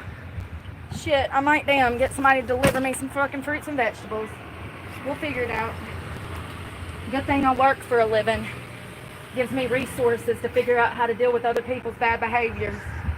I mean, really, she looks like somebody's grandma out there fucking with a homeless woman. If you had something to say, why not pull me aside?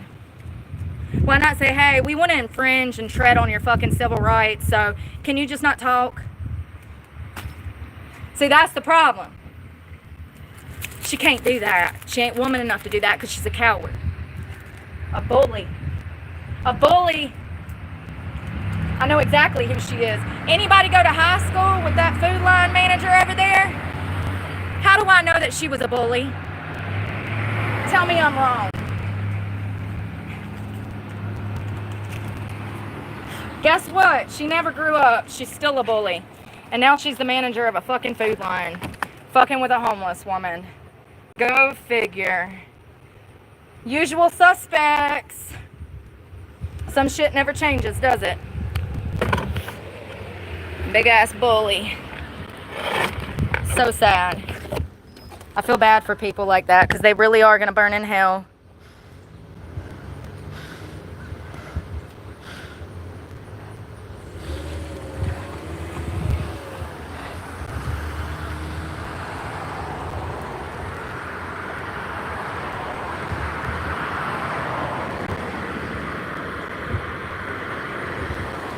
She was. She looked like little Hitler, didn't she? I think she even had a mustache. That's funny. We're gonna work out.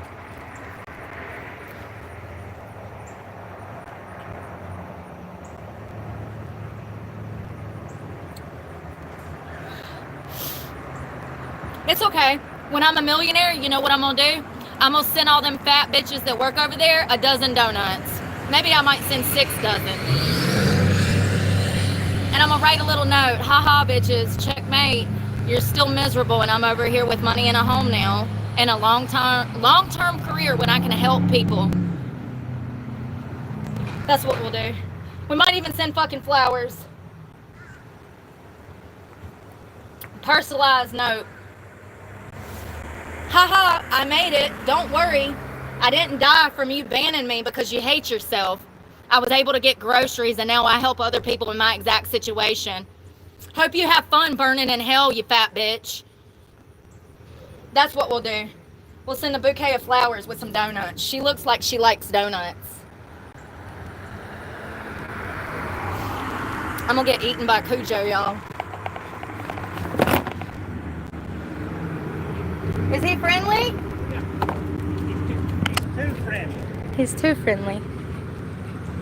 Hello. You are a big bear. Are you sure he's friendly? Yeah. He's cute.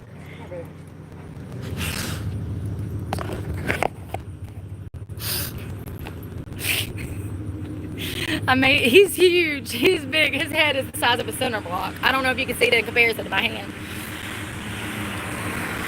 Oh, what are you talking about? I'm sending you flowers too. No, when I have money like that, it'll actually be used to create programs for the homeless and people in addiction services. I don't know.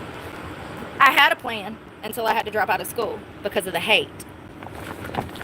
I was actually in ministry school, Bible college. up until 3 weeks ago. I had to drop out because I don't have a car now. So I have no way to do my schoolwork if I don't have a computer. It's one of the many things I had to walk away from because of all the hate. It's crazy. It's crazy that I did the right things, that I've been a good person, and I'm constantly punished. People around here are not happy with themselves, and it shows. Primarily in the amount of alcohol consumption and drug consumption that goes around in this town. I'm not judging. I just wish that drug addicts and junkies and alcoholics would stay away from it. That manager not only has mental health problems, but she does not deserve to be in her position. She's a cunt. Do you hear me? She is the worst type of person next to a pedophile. People like her are extremely dangerous because they operate on emotion instead of facts. They're willing to lie. They're willing to be manipulative, conniving, and they're vindictive. I know who she is without even knowing her. This is what I do. Anyone that respects themselves would not be out here messing with homeless people. Only people that lack self-respect and love are out here messing with homeless people. What a fat waste of life. Oh, it's okay, she'll be dead in a few years, statistically speaking. Them cankles, that face, she's already got her health problems. She probably won't make it another 20, 15 years. Karma.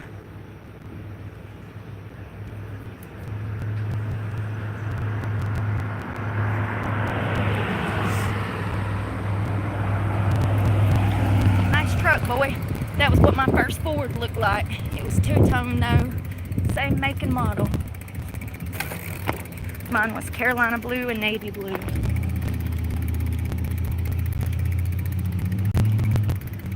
What a evil old witch. You see what I mean? What did I tell y'all? Oh, absolutely not. The content makes itself. All she's doing is helping me make money and helping me show the world how homeless people are treated. And I didn't even smell. I'm sorry. I'm sorry. I'm sorry. Sorry. I can't see shit. And then I'm all in the road. See, when I'm wrong, I say I'm wrong. I was in the road. There was a car behind me. I mean, it's the parking lot. They're trying to get in the parking lot. What an evil old bitch.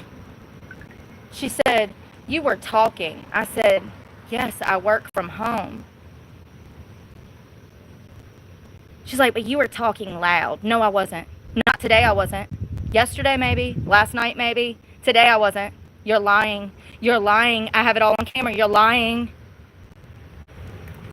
The reason I wasn't today was because there was a homeless lady sitting next to me that was waiting on a ride. She had her purse and some stuff from Food Line. So I was chilling out, trying to mind my business and eat my food. I was eating, not even running my fucking mouth when the cops run up. Run it back. Run this back. All four of them fuckers were standing there lying to my face. I'm sick of this shit. They always want to start something and they're bold-faced lying. Just like Planet Fitness. You can't film yourself on the gym floor. That was why that whole situation went down. Over a lie. I'm sick of it. It's like I'm the only person on earth sometimes that knows how to tell the damn truth. It's frustrating. Alright, I'm gonna work out. I don't know if my phone will work. Hopefully it will. I don't know. I don't think so. I think the trolls called the cops and she was tired of the trolls calling the Food Line, so she just banned me. Do you understand?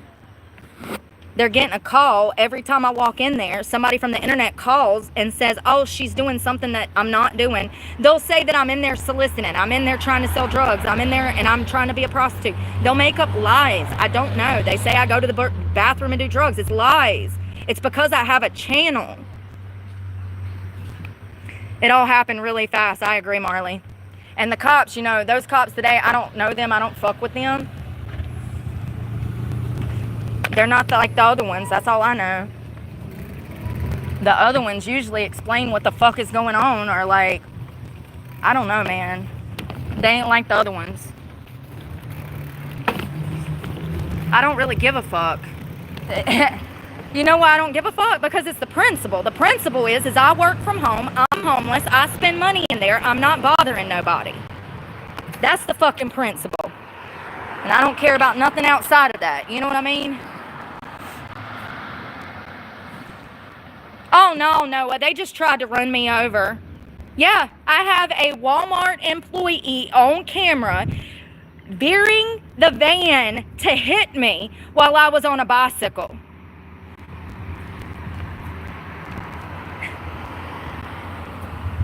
These people around here hate themselves so much, it's unbelievable. Like I said, the only good people in this town are the old people. Everybody under the age of like 30 is a fucking retard around here. Oh, and then that old bitch up at Food Line.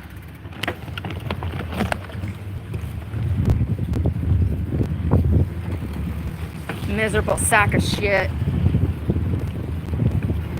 She will burn in hell. They all will. And I'm gonna be looking down laughing.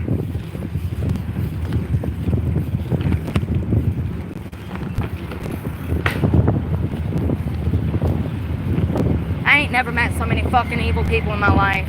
COVID really solidified all this shit. Pieces of shit.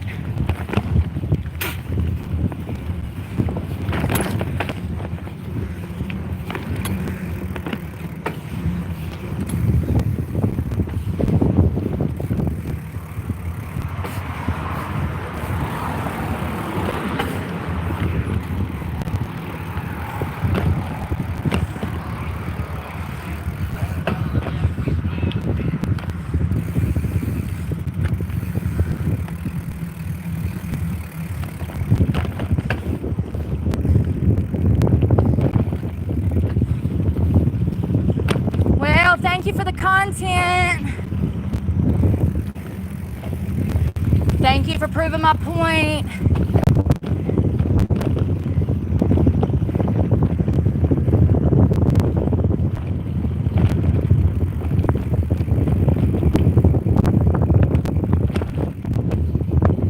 Let's see if I can hang out in this park without the cops being called, because these people in this neighborhood hate themselves. The last time I was over here, cops. Homeless people are not allowed to hang out at this park, I guess.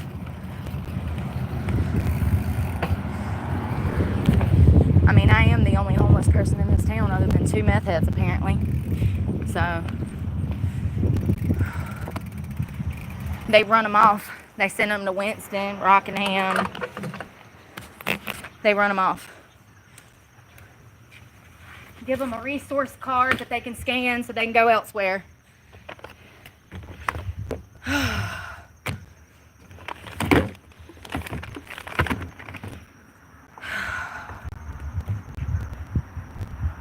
They better get used to it, because next year they're going to have hundreds of people out here on the streets.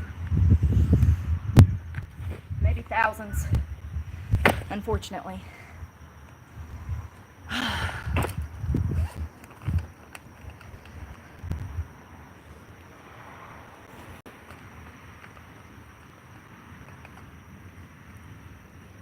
I bet those bathrooms over there ain't even open. But they get millions of dollars a year for this fucking park.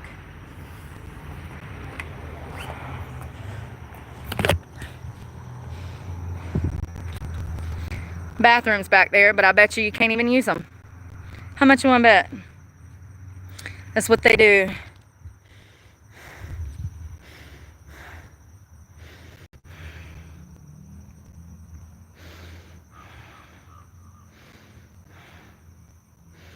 Yep.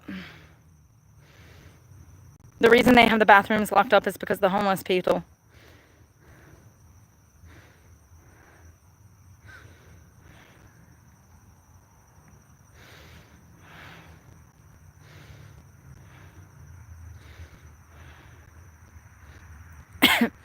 Yep. And they get millions of dollars of funding per city. It's in the budget. It's in the state budget to have resources. Those are supposed to be unlocked. They never are. Monday, it don't matter. I've been over there on Monday, they're not unlocked. I've been over there not.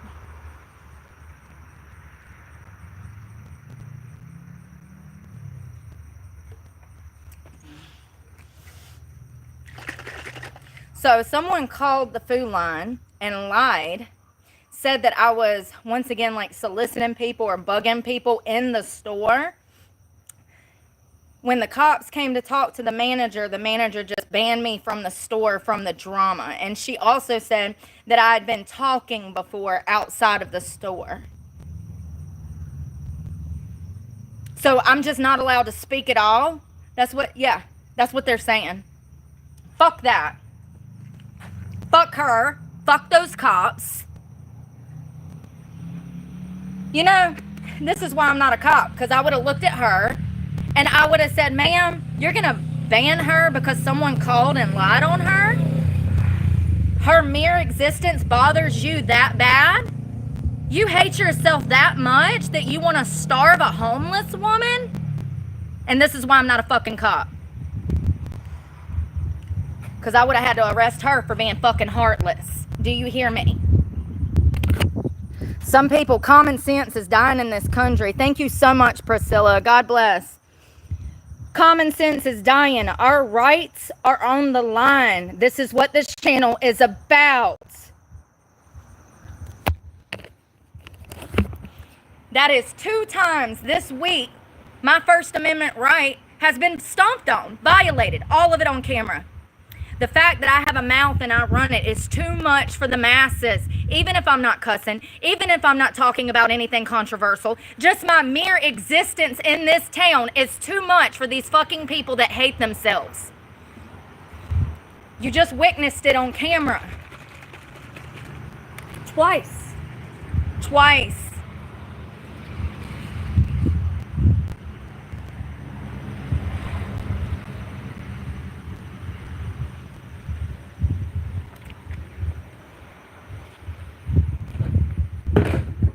And here comes Karen. She got her phone in her hand. She's looking to see what I'm doing. Let's see if she looks to see what I'm doing. That's usually what they do. They'll come out of one of these houses and then they come over here and park. They're like, who's that? And then they call the law. They're like, there's this weird person at the park. No, it's not. It's not common anymore. Common sense is not common. These people around here, though, it's worse because small towns brew small minds, so they ain't ever had to think before, so they don't know how to. So when these instances happen, they don't understand because they ain't got no helmet.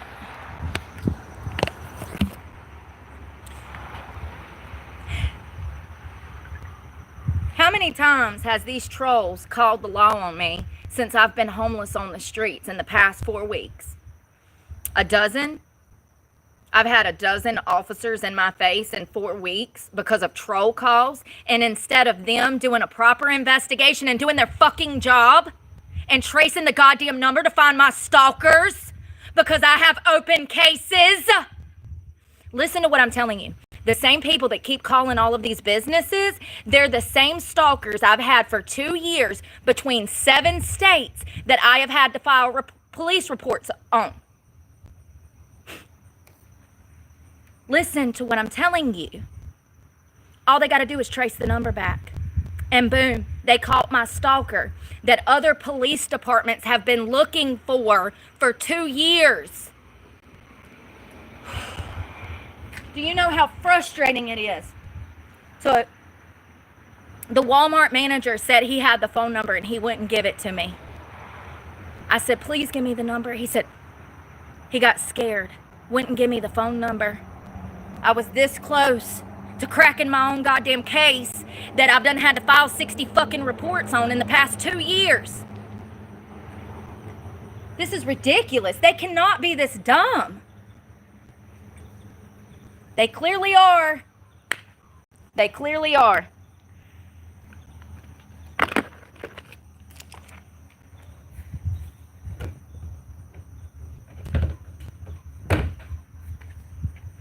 And you heard what I told him. I said, you need to trace that fucking number back. They won't. They'd rather be sitting on their fucking asses.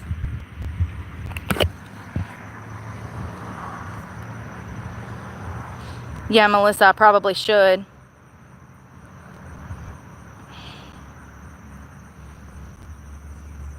Sure.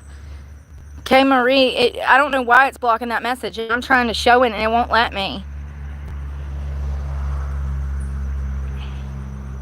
Yeah, parks are public. Yeah, but you don't understand. So is the grocery store, and you just saw what happened. So is Walmart, and you saw what happened. I've been over at this park before. I'm actually surprised the cops haven't rode back yet. All of these people that live in these houses, they're all assholes. And you know, it's crazy because there's a church right there. There's a church right there. When I lived out of my car, we would come over here to work.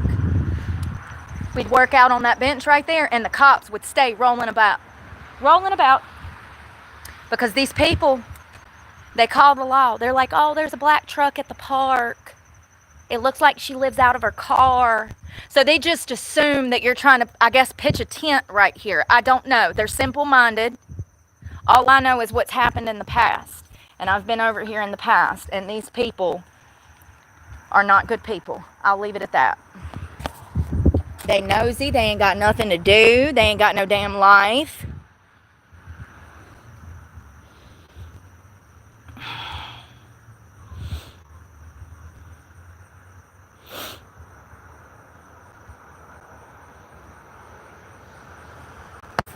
Some of y'all are dumb, and that's why you get blocked. Because I don't argue with idiots.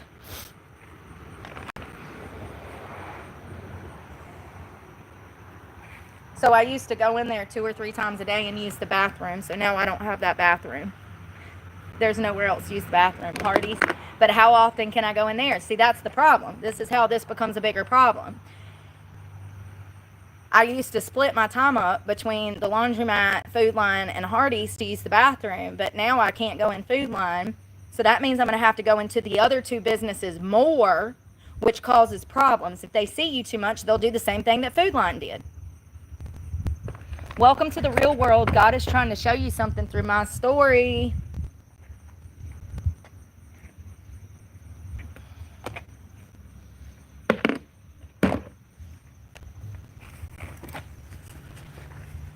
Probably mainly that people in positions of power have serious mental health problems, as we've seen today. Once again, compassion and empathy does not exist in the modern world.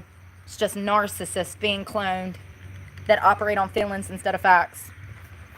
Buckle in, bitches. I hope you brought your helmets. Next 3-4 years is going to be even worse. And it's all, what's the saying, uphill from here?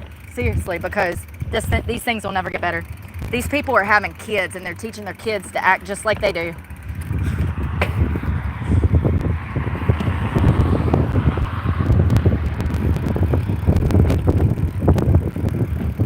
I guess she wasn't trying to be a Karen, but she still looks like one.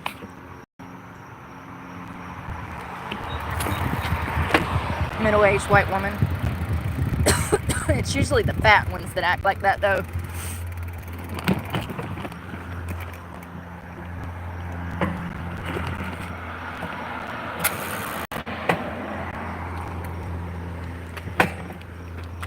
Shit.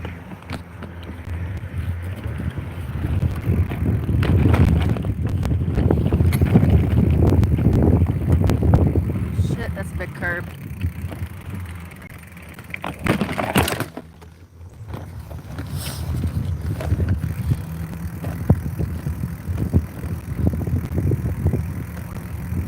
Commission meeting.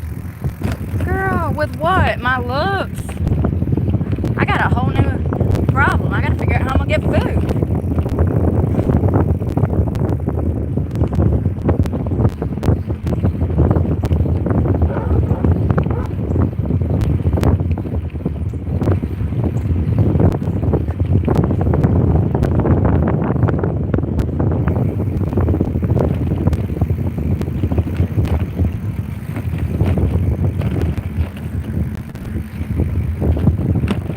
You know, I kind of am starting to enjoy when people start to behave this way, because not only does it prove my point and it proves my theory,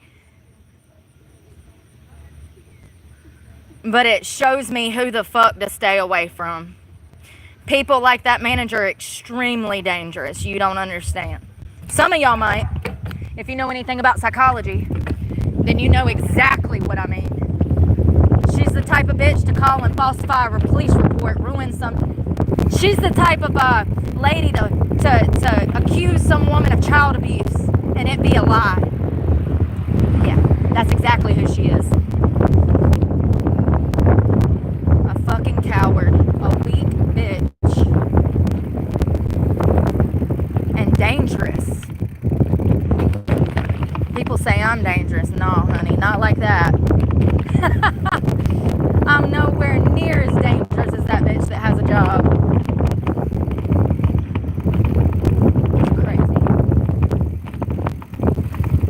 It's crazy that people don't understand this. That's how we're getting dumber, but that's why I keep talking about it. Maybe they'll get it eventually.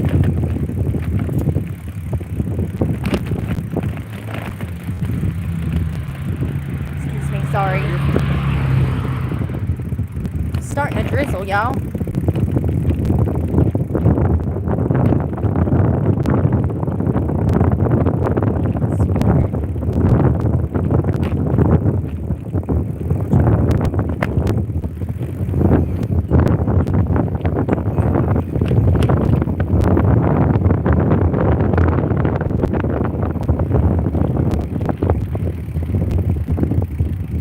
You know, the fact that I wear workout clothes is also another reason why they would ban me.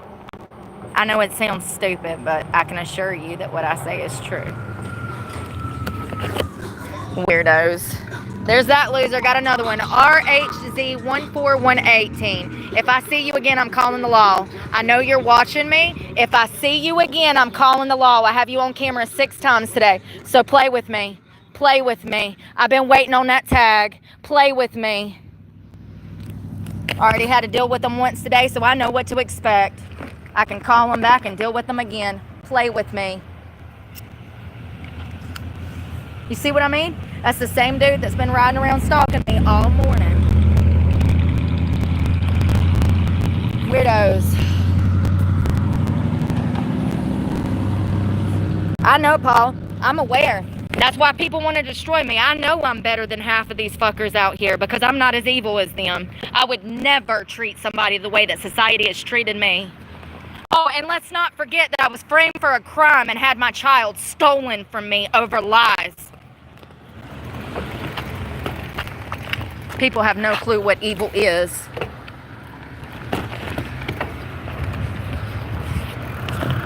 It's crazy.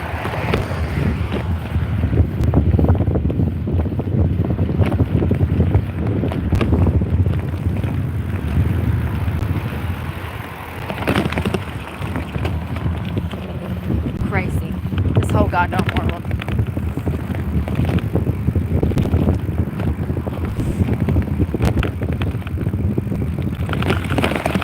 People are so jealous of this fucking channel that I make no money from.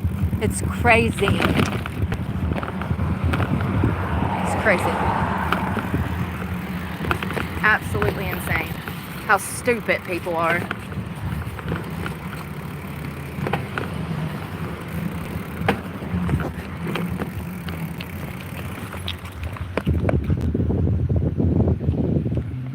Let's just all sit here.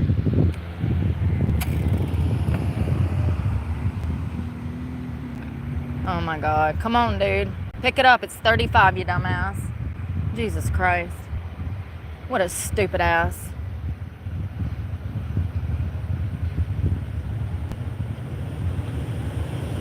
Come on, y'all. Pick it up. It's 35.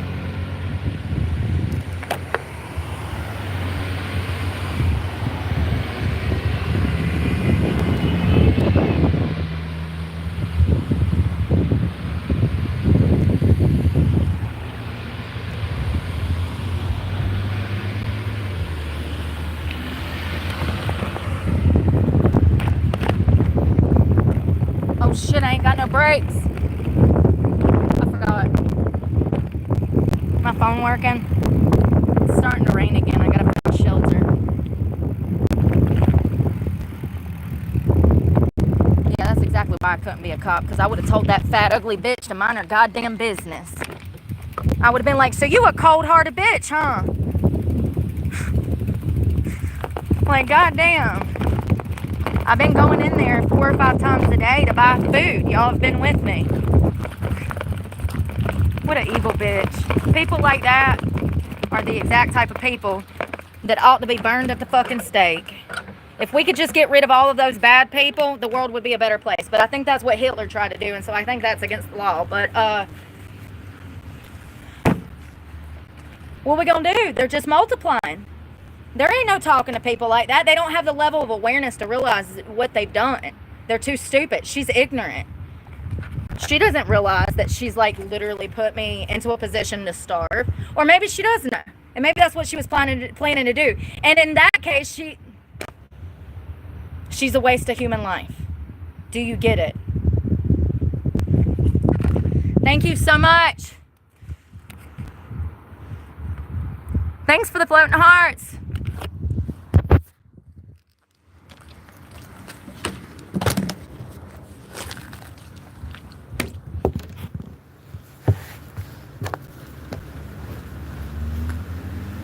There's 2 types of people in this world. Good people, bad people. People that have awareness, people that don't have awareness. It's that simple. People that realize how their actions impact other people's lives, and people who don't give a fuck that their actions impact other people's lives.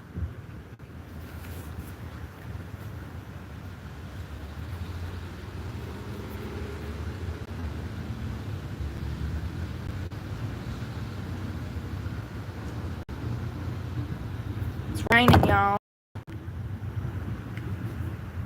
Oh, evil bitch. Content makes itself. Proves my point. Y'all don't understand. I've been through this since I was a child. My first bullies was my teachers. Then CPS, social workers, my own family. And now it's everybody I come in contact with in society that has jobs, families, cars, careers. It's crazy. It makes me sick that someone that has everything would still be trying to destroy someone who has nothing. God is trying to show you something through me. All of these instances that are not my fault, my homelessness, that's not my fault. He's trying to show you something. The reality of the world. Why these problems are not getting better. Why people are not being helped. Why all systems are down.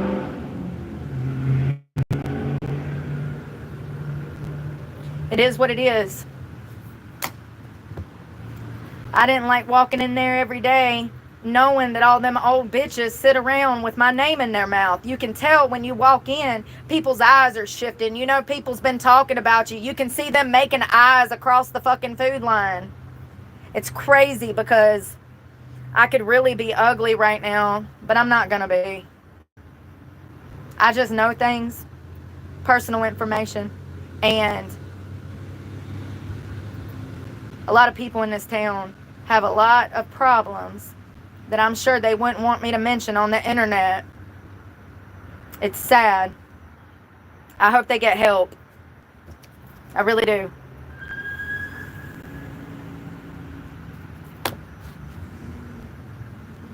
I'm sick of having to go in there knowing that people talk shit and lie on you. They lie on you because they hate themselves. Everybody in that food line knows my trafficker. Everybody knows what he did to me. Everybody knows the story. And they sat there when I was a child and allowed it to happen. Instead of being honorable and reporting a crime, they allowed me to be abused. I have no respect for those people. One of those people works in that fucking very food line. It's crazy. I fucking hate a small town.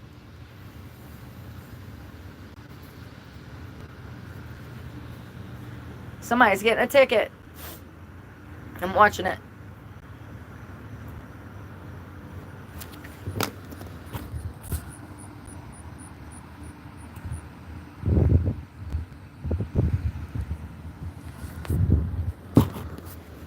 if I drank and did drugs, then I'd be one of the cool kids being able to hang out with all the bitches at Food Line drinking and doing drugs, you know? But because I didn't want to drink and do drugs, now I'm one of the outcasts. This happens in the workplace. It happens in school. It happens pretty much everywhere you go. When did the bullies become the cool kids? Seriously though, things have changed. Usually, when did the losers become the bullies? Because that's what I see in society today. Back in the day, if you were a loser, you were disproportionately bullied. But I've noticed that the losers have become the bullies in modern society. The roles have switched. If you go around a bunch of people that are mixed up in nefarious stuff, and then they try to get you involved in nefarious stuff, and you refuse to get involved, you will be bullied because you refuse to do what the cool kids were doing. Do you get it? So, when I got clean 5 years ago, I started to notice that a lot of people were trying to be rude and bullying me because I didn't want to drink or do drugs anymore. It's crazy. I went through this in the workplace too. People are crazy.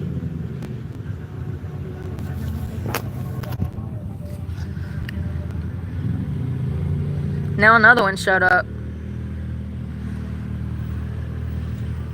That's why I mind my own business. Me too. Who was the cool kids? Not me. Why won't this turn around? There we go. My phone's about to die, y'all. I'm gonna have to charge that one up in a minute. I wonder what they doing. I'm nosy. They got a Chevrolet pulled.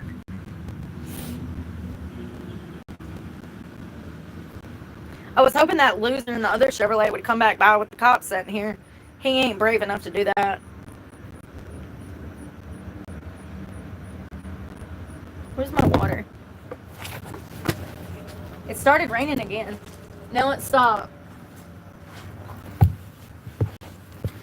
Ow.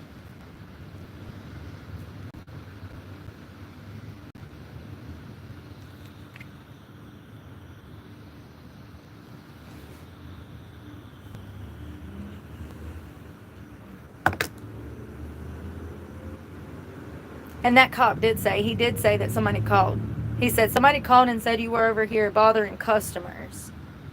So someone from the internet did call, because the cop told me that. You can hear it in this video.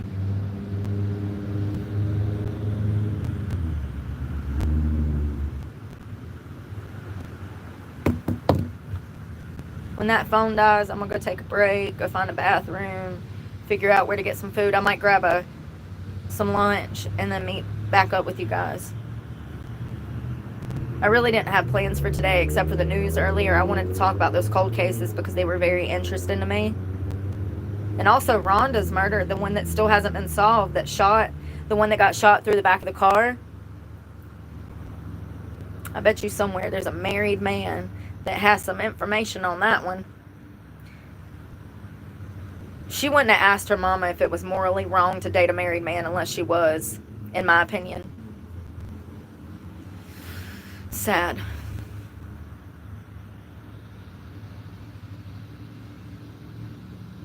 Very sad.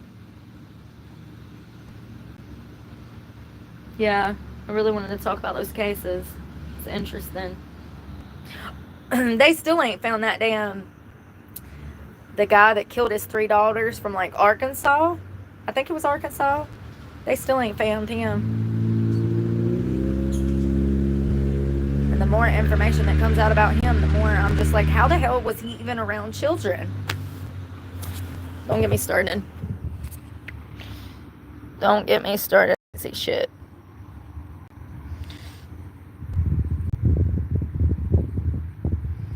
Y'all.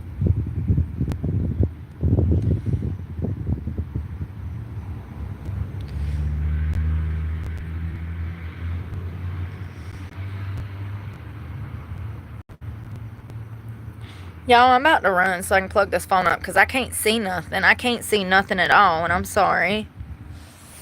I'm also being nosy and seeing what the cops are doing. But I think they're just writing a ticket. But we'll talk this afternoon, okay? I'm going to sit here and figure out what to do. Try to get in a better mood. Go use the bathroom. We'll talk this afternoon. I love you guys. Thank y'all for hanging out. Thank y'all for doing a talk at 2 on a Saturday with me. That was fun. I need to get back into that more, but it's really hard with all of this. You see what I go through.